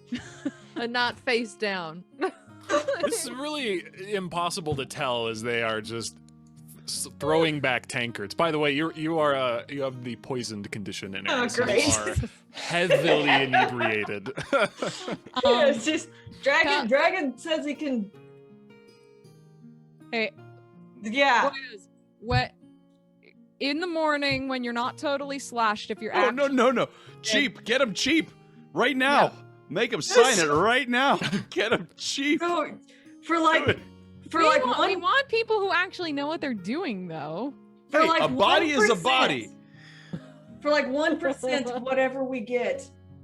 No. Ooh, no, it has to be the same all the way down. No, I'm gonna stick with my gut here. In the morning when you're not totally slashed, you can I'm come a find me. dragon. He's a dragon! And she'll grab his arm and she'll raise it up and just yell, Dragon! Dragon. Come find Mariah and Inaaerys at the snapping line in the morning if you're actually interested, all right? If you're a dragon. I got us a dragon! Yeah! I'm so good at this people shit. And she'll just knock back some more ale. Absolutely amazing. While this is going on, I'd like to go up to the bartender, and ask them whether they're willing to serve me. Oh, because he's blue. Of course. Or Cor- why wouldn't we? It's a Smurf. I don't know. Never mind. Can I get your best ale, please? Only got one. Well, then that'd Pretty be your good best, though. right? And he pours a tankard for you and thumps it on the bar. This is meanwhile like Inaaerys has had about 8. We're just like Yeah, getting our exactly. first. How is she doing that? She's just 3 she's minutes. barely- good. 3 she's minutes barely of doing it. fast. I think she's I rolled an 8. She's barely hanging in. How do Yeah. you like it Barely. good? Oh, careful. I'm not a quitter. What was that, Melvin? He thumps in the ale and he says, "What did you ask? Sorry, David." I didn't. Mariah Oh, I asked thought you. something. I thought you said something that I missed before. Sorry. Oh no. I'll have the same as I asked him how he Melvin likes here. Oh, gotcha. This is a good question, Peter. I am immune to the effects of alcohol. Does that mean that I can't taste alcohol? No, you Or can just taste that it. I'm immune to the effects? Okay. You're just immune to the effects. It's okay, I guess. Certainly not bad. You have a few more of them, you start dancing. It's amazing. Oh, Yeah. I've never Just- done that before. You really don't need to. It's fine. Just have your one. Hit your mic. Just have your one, and leave the heavy drinking to Nene. She's fine. She's good. Oh, You know. okay. Yeah. Really don't want to deal with any more hungover people tomorrow. Might have like 17 dwarves, sorry. No, she's gathered quite a crowd around her now. There are about 6 dwarves, just impressed and kind of laughing at her stumbling, and one of them making fun of the fact that one of them is actually drunker than her even. They kind of push him out of his chair, and there's all of this going on. In the meantime, you do see the sort of fiery-haired female dwarf that you know from the council stand up and approaches those of you watching and just says, "Well, what brings the pets of Anders Solmore all the way over to the Wicker Goat?" Wait, is he talking to the drunk person or is he talking to No, the he's actual she's charismatic? talking to Mariah and Prion and Melvin and Talise. We don't discriminate where it comes to when it comes to where we drink. Yeah. Aye, we're no pets. That too. We like the guy. He seems honourable. He's naive. He's a bit wet round the ears, aye. But his heart's in the right place. Let's hope so. With all the weight you've been throwing around, let's hope so. You got reason to believe his heart's not in the right place? He's young. The heart's malleable that way, and, well,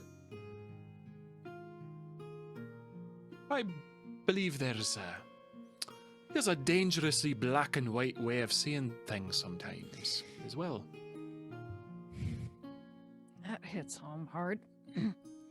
I don't necessarily disagree with you on that. But like you said, he's young. He can learn.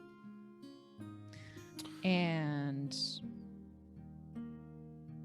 the more we show him how things can be done, then maybe his heart's open enough to shift his views. Perhaps. Question. Where do you think that all of this coin that you're getting paid, comes from? Council business isn't my business, but if you would like to enlighten me. Do you really think that some rich fishing families can rise against a threat like that you described to us at the meeting? It sounds like you're leading to something, so. I'm not particularly You good at think you reading can do between this the on your lines. own? That's what I'm asking. You and your new ship, nice as it is, capable as y'all are, don't doubt that. But versus what we both know is lurking in the deep.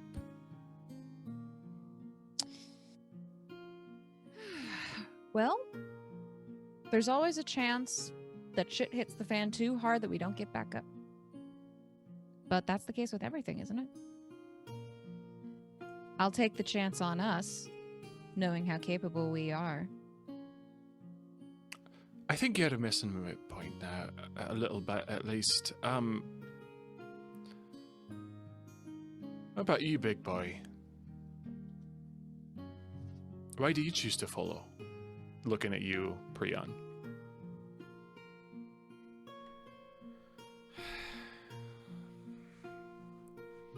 I've come here to make money, to earn a living, and start my own business. I follow these guys because there's been moments, but so far they haven't led me astray. If there's a little bit of hope against these sea devils, I mean, we're not going to go head to head with an army, are we? It's more like skirmisher tactics, I'm assuming.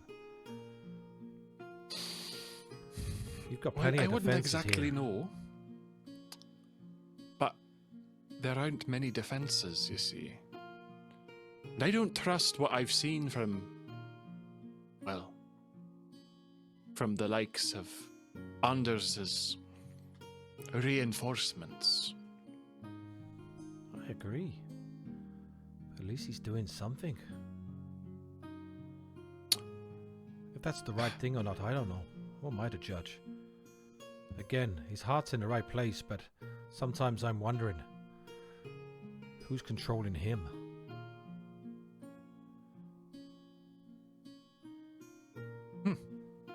That is a worrisome thought. Now, today I came here to make money for myself and me whole clan. Me whole clan. Just like you. But I believe in an order to things. I follow me liege lord. I believe in their goodness and I work for it. So,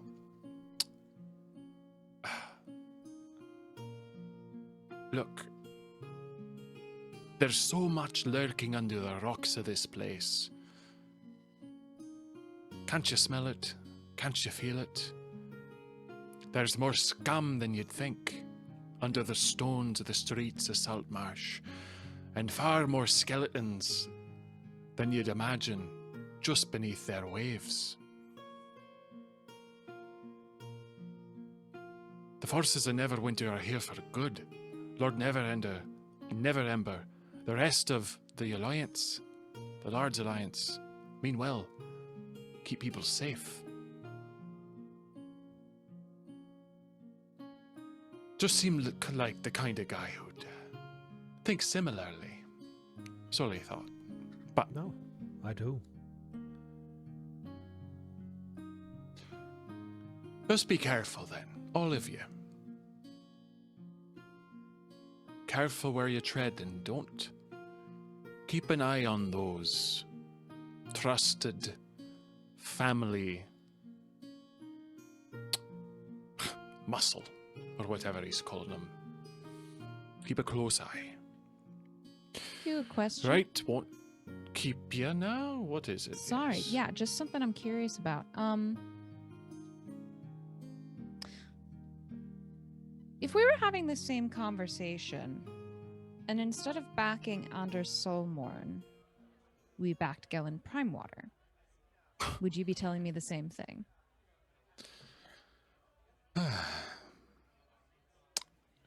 Well, If you were back in Gillen Prime Water, I might just have to get drunk and say a few things and cause a bar fight or two. Well, in that case, I'm Prime glad that Water's we a didn't go in that snake. direction. An Oh, absolute yeah. serpent. Oh, we know. Disgrace to his possession.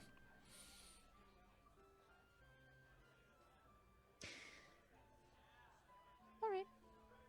Thank you. She nods and goes back and actually finishes a drink and then leaves the tavern. Mariah, Mm. I don't think this ale is working. And you turn around and Melvin has drunk like five flagons of ale already. Oh. Wonder if that blue did something to your metabolism. And I then, think like, it's supposed to. Isn't it supposed to be doing something? Well- do you feel flush? Do you need a wee? It's hard to tell with your new skin color. Do you I feel don't- I don't warm? You think look so. a little purple. Yeah, it's like How's your- I don't how's your bladder feel filled up? flushed. Press it. Yeah, hold on. And I run off to go to the bathroom. It was working. that's weird. Oh boy, oh boy, oh boy. That's he's an interesting one, isn't he? Melvin? Yeah. Yeah. I appreciate that he takes good notes. Is that your Sarayan? That sounds like That's awesome. Amazing. So are you And though trying he's to and though recruit- he's shrunk, he makes up for it Yeah. in spirit. Gotcha. thank you, Sir Ray Ray. Are you trying to recruit any of the dwarves tonight? Yes. No. She is. She's like 8. What are we on? 6, 7 ales down? Yeah. I thought you were. All right. What do you say to them? How do you try to entice them into joining? There's so much more ale and there's so much more money. There's a lot of money, and we get to attack other. Do we do that? There's other ships Sometimes. and bad guys sharks and money. There's money. Even the face down. You one heard of kinda- loan sharks?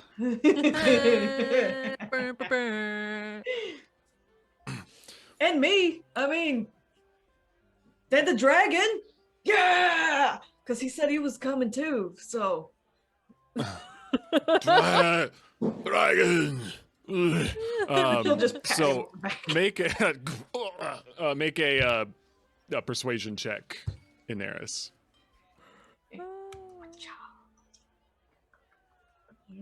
It's a 12. It's not Disadvantage is negated by the fact that you got utterly wasted with them, and they have a very they are very susceptible to persuasion at the moment. awful. Okay. So 12 is awesome. Yeah. Yeah. They will excitedly agree and insist that you stay and celebrate this with them. Oh God, it. She does. All right, make another Constitution saving throw. Oh boy. Oh, that's a 19. Do I have to 19. on this? As it is, no. Okay, no, okay, you're it's able to 19. I don't Stomach feel- this one out. You are still poisoned, but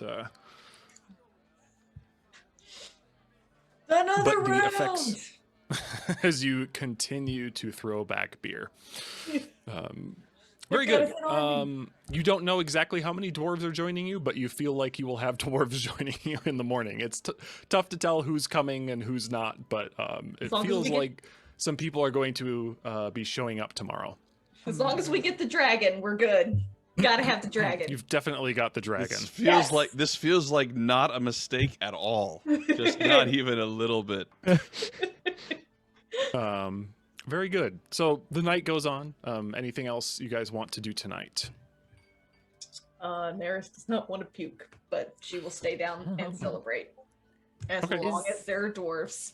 Towards the end of the night, when most of them have passed out, Talise, you feel a tap on your shoulder. And kind of a hooded figure just says, a word, if I may. Alone? How alone? Like, can Table we in the just- corner. It's Strider. And Well, if he it's goes, Strider, he walks hot damn. away and sits down. Wait. Are you Strider? And then he kind of starts and he looks back and he says, this is the best way to do this. So, please. And walks and goes to sits down at the table. There is he motions and another tankard of ale is set in front of him. Two, actually. One for him and one for you. Okay. Talise will go and sit down and she'll pick up the tankard, but she's not going to drink from it. She'll hold it.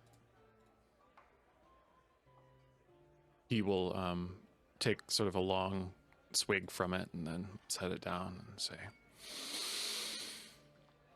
not thirsty, Talise Whisperbrook? Not particularly. Thanks.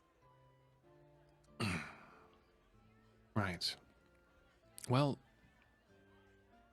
I'm here just to say this. In the morning, at dawn, Galen Primewater has requested your audience at his home. You and your drow friend, and no others. Lise will definitely try to look over and like see how Nene's doing. Nene drunk AF. Yeah. I don't think we're gonna be able to make it. You might have noticed she's going to be a little rough around the edges at that time. That's a shame. Mr. Primewater, Councilman Primewater has some... Well, he's learned about the two of you. And it would be... Well, it would be unfortunate for others to have that information. He would very much like to speak to you.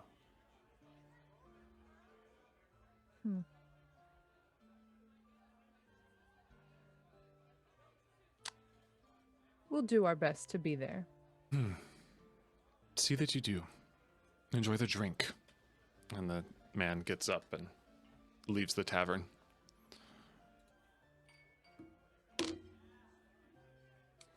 And Talise is just gonna stay seated at their spot and Okay. push her tankard away, not drinking any of Gotcha. that. And she's just gonna glare at Nene across the room. She's probably singing dwarven sea shanties drunkenly, so... Do you speak Dwarven? Nope. So it's She does probably now. gibberish. I know a shanty that talks So- about dwarven gold.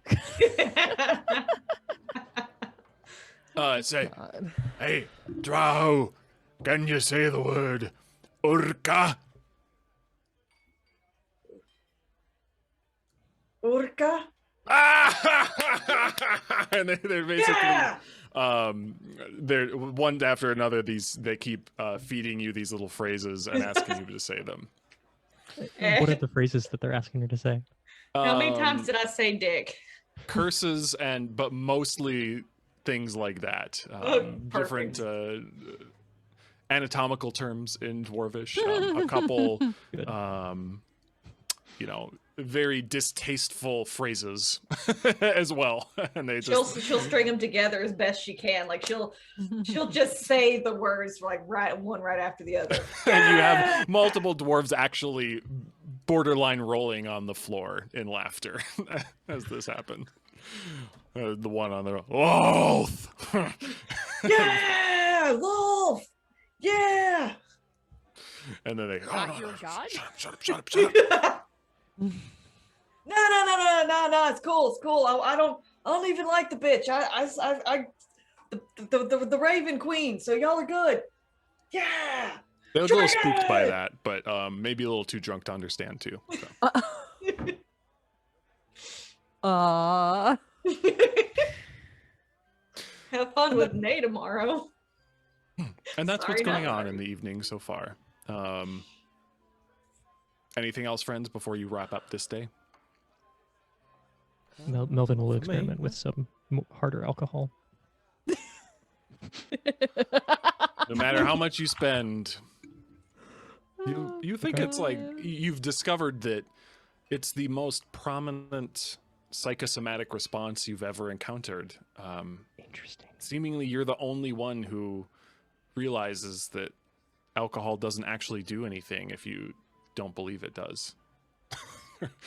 Maybe you rationalize it like that for a while, but Wow. I'm not drunk.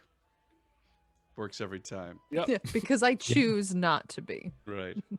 DM, I do have something I want to do tonight. Okay. If you're done at the bar. I think so. All right. So after having spent an entire day hidden on board the ship, Nether stands and casts invisibility on herself. Climbs up to the front of the ship and just looks around to see if there's anybody nearby.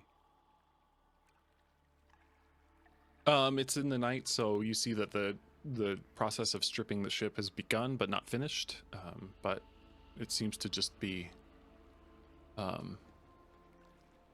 empty. Yeah. Right, so she goes to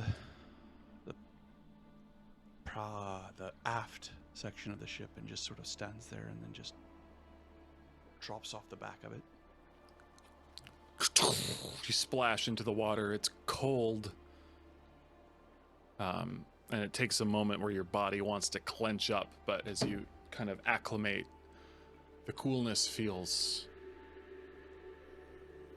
natural. It feels welcoming and a bit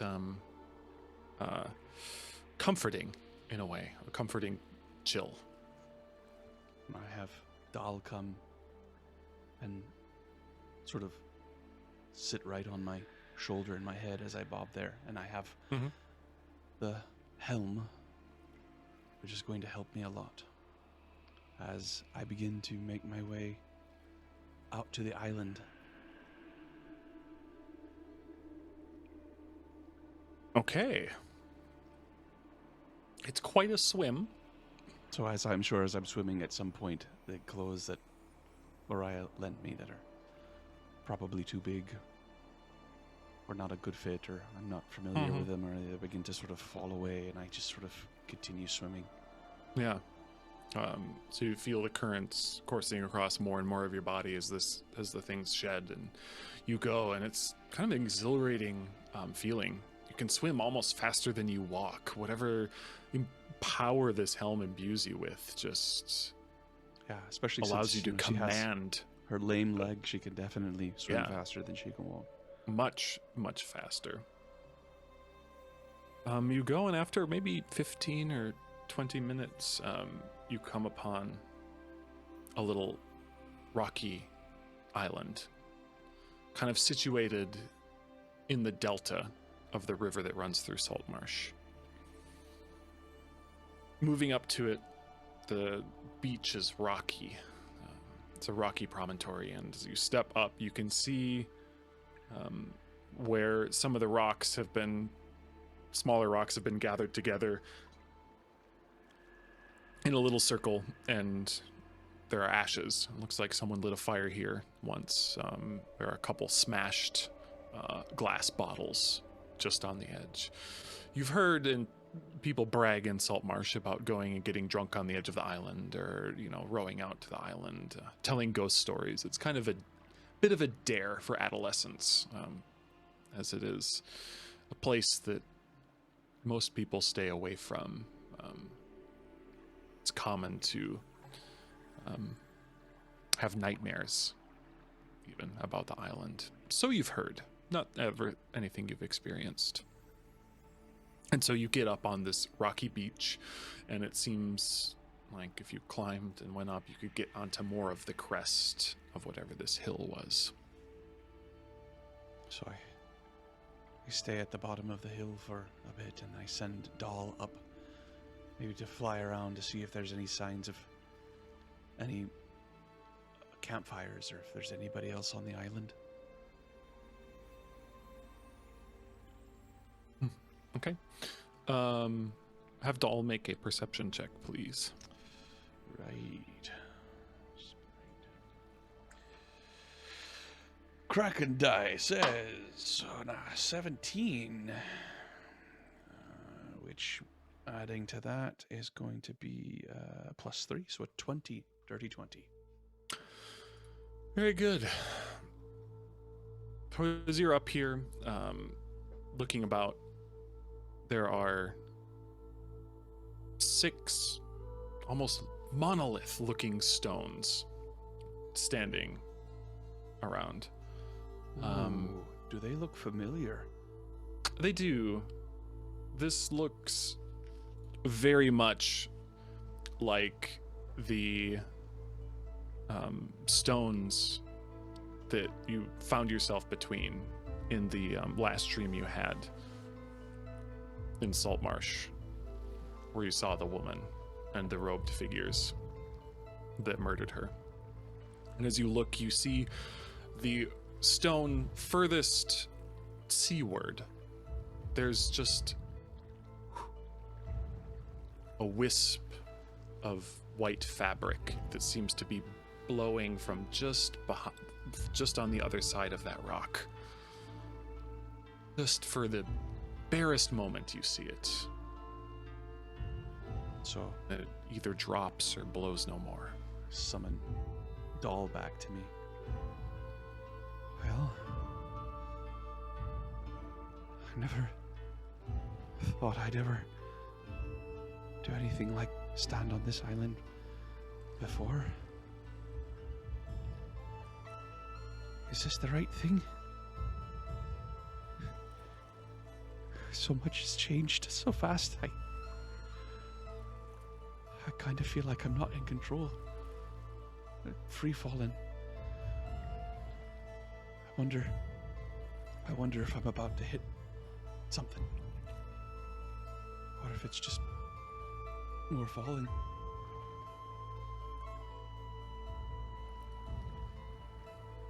You see Doll look sympathetically. He kind of gives a wide, toothy grin and kind of shrugs, and then the grin drops from his face, and his head turns violently as he looks up towards the top of the island, and then back at you, then back at the island, and he zips back up to where you sent him before.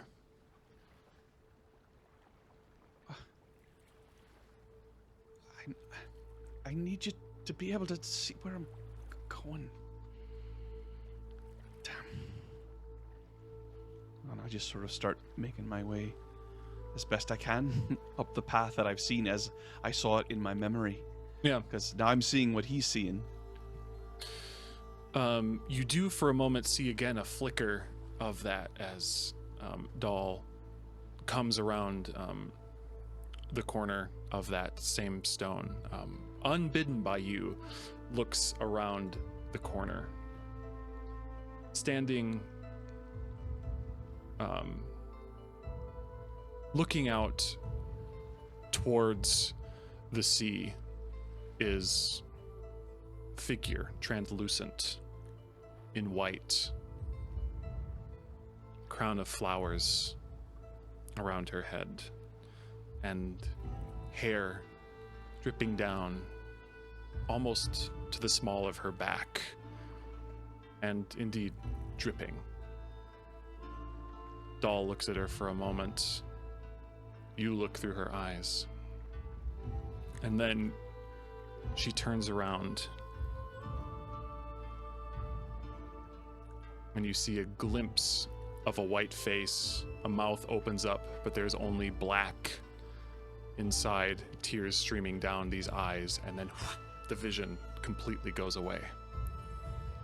So I lose contact with Doll, or she do. disappears? Okay. All right. Sink or swim? And I begin to slowly crawl, making my way up whatever path I can find. Anytime I come to a surface, it feels like it's higher. I try to get on top of it, make sure that whatever direction I'm going, I'm always going up. You cut your arms a few times, you bang your knee on the sharp edge of a rock. It is a painful crawl. But eventually, you put your hand on top of this rocky island, the highest point, and you feel just a touch of what seems like grass or moss, something soft. And you're able to haul yourself up. So I assume by this time, invisibility has dropped. Mm-hmm. Right. Okay. And walk this pad ever so slowly. You hear then a sound in front of you. Hello?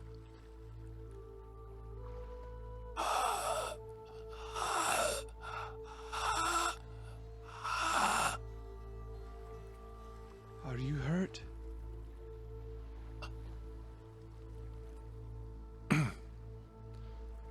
And you hear a soft footsteps that seem like they're coming towards you. I don't know if you're the one who's been singing to me, but I'm Nether. Some things have changed, but I'm still me, I think. There's a weird sensation as you're speaking about yourself. You begin to see something where there was once blackness. It's moving shapes. You see the tall edifices of the buildings that you saw in the dream before looming. You see a very small creature standing there. You are walking towards it ever so slowly. And as you're describing yourself, as you feel ashamed, you realize you're seeing yourself. You are seeing through the eyes of this creature walking towards you. It gets closer and closer. You can smell salt, seaweed. You can hear the drip of water. And then you see a hand reach out. It is gray, desiccated, towards the side of your head. And suddenly you feel a cold, cold hand on your cheek. And you see the figure standing on the rocks, the blood coming down from her eyes. There's a gash across her throat, and you just hear a gurgling as she... As her mouth is open, you see this sort of anemone-like creature that looks to be in her open mouth. But all of the air is escaping through the hole in her throat. And you see she is angry, furious, but also sad. And just looking at you now, clutching both hands and both cheeks in your hands, in her hands, and just making this sort of sound. And as she does that, you hear splashing noise, and you look around now, having your own sight as she's grasping your face. You see all around it. It's like the ocean is boiling, but it's just fish jumping around the rocks over and over again, splashing. An enormous shoal just some throwing themselves just dead against the rocks. Some of them you can see flapping and then just impacting upon the rock and falling limp. And as she lets out this long gasp and then lets go in a sorrow, and then she just stares at you, pleading. I understand. They took it from you. Just like they took this from me. But I could still hear you. In here.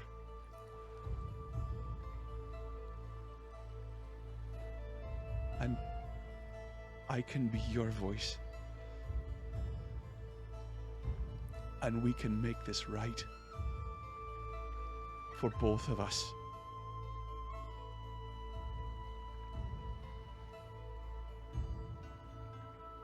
Her head tilts a bit to the side and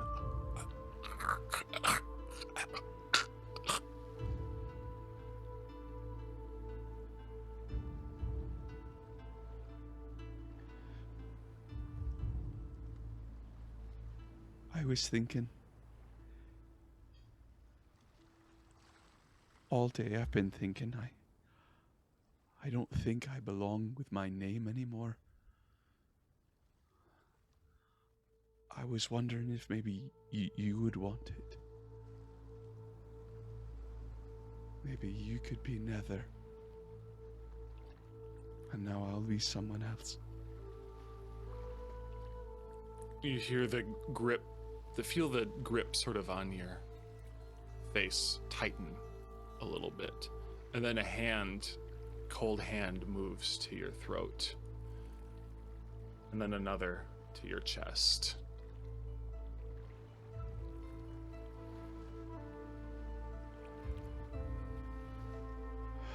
I don't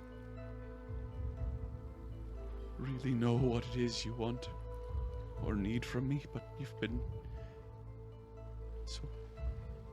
so important. And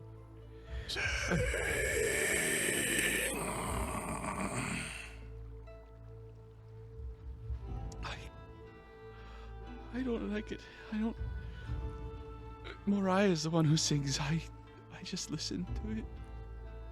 And the grip tightens just ever so slightly on your throat.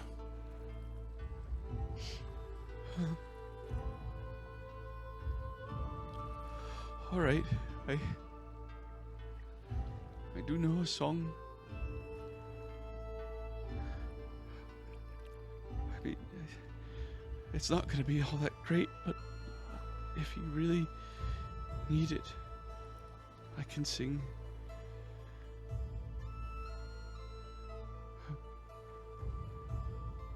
Once a fair and handsome sea lord lay his foot upon the sand for to woo the fisher's daughter and to claim her marriage hand. I have come in from the ocean, I have come in from the sea, and I'll not go to the waves, love, lest ye come along with me.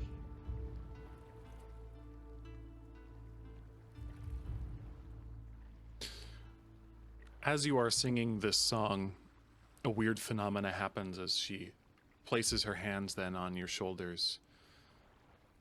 Your sight grows dim for a moment, and you feel her arms close around you.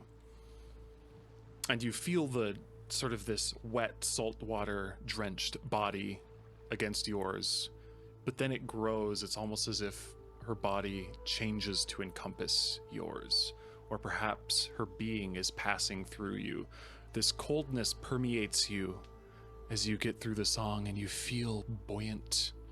You suddenly feel like you're in the water, and as if withdrawing another mask from in front of your face, you see a different image withdrawing from you, holding a hand out toward your cheek.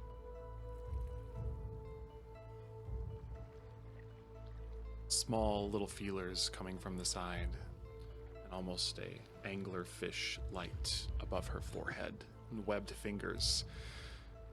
She smiles, and then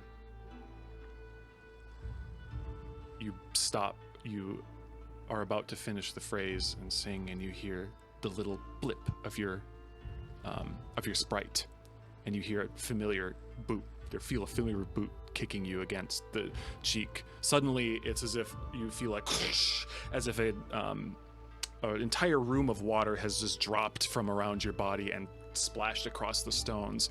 And you hear, first of all, the sprite's panic shouting, and then you, as it turns its eyes, you see through the eyes, and you hear men shouting, "Haul aside! Haul her hard, haul her hard, hard to port!" And a ship, just as you stop singing, barely misses the rocky outcropping, and you hear a grinding sound as it's just the wood is just ground along the side of one of the rocks. You hear them shouting that she'll hold, we'll have to bail her out. You're right there up on the lines. And then you hear different voices saying, "None overboard, sir." But God damn it, look, keep your eyes peeled for this kind of thing. It hasn't moved in 1,000 years. And they keep going, limping out to the port. And you are left alone with your little sprite. No sign of whatever being that was. But you feel cold. Comfortably cold. And resolute, standing here on this outcropping.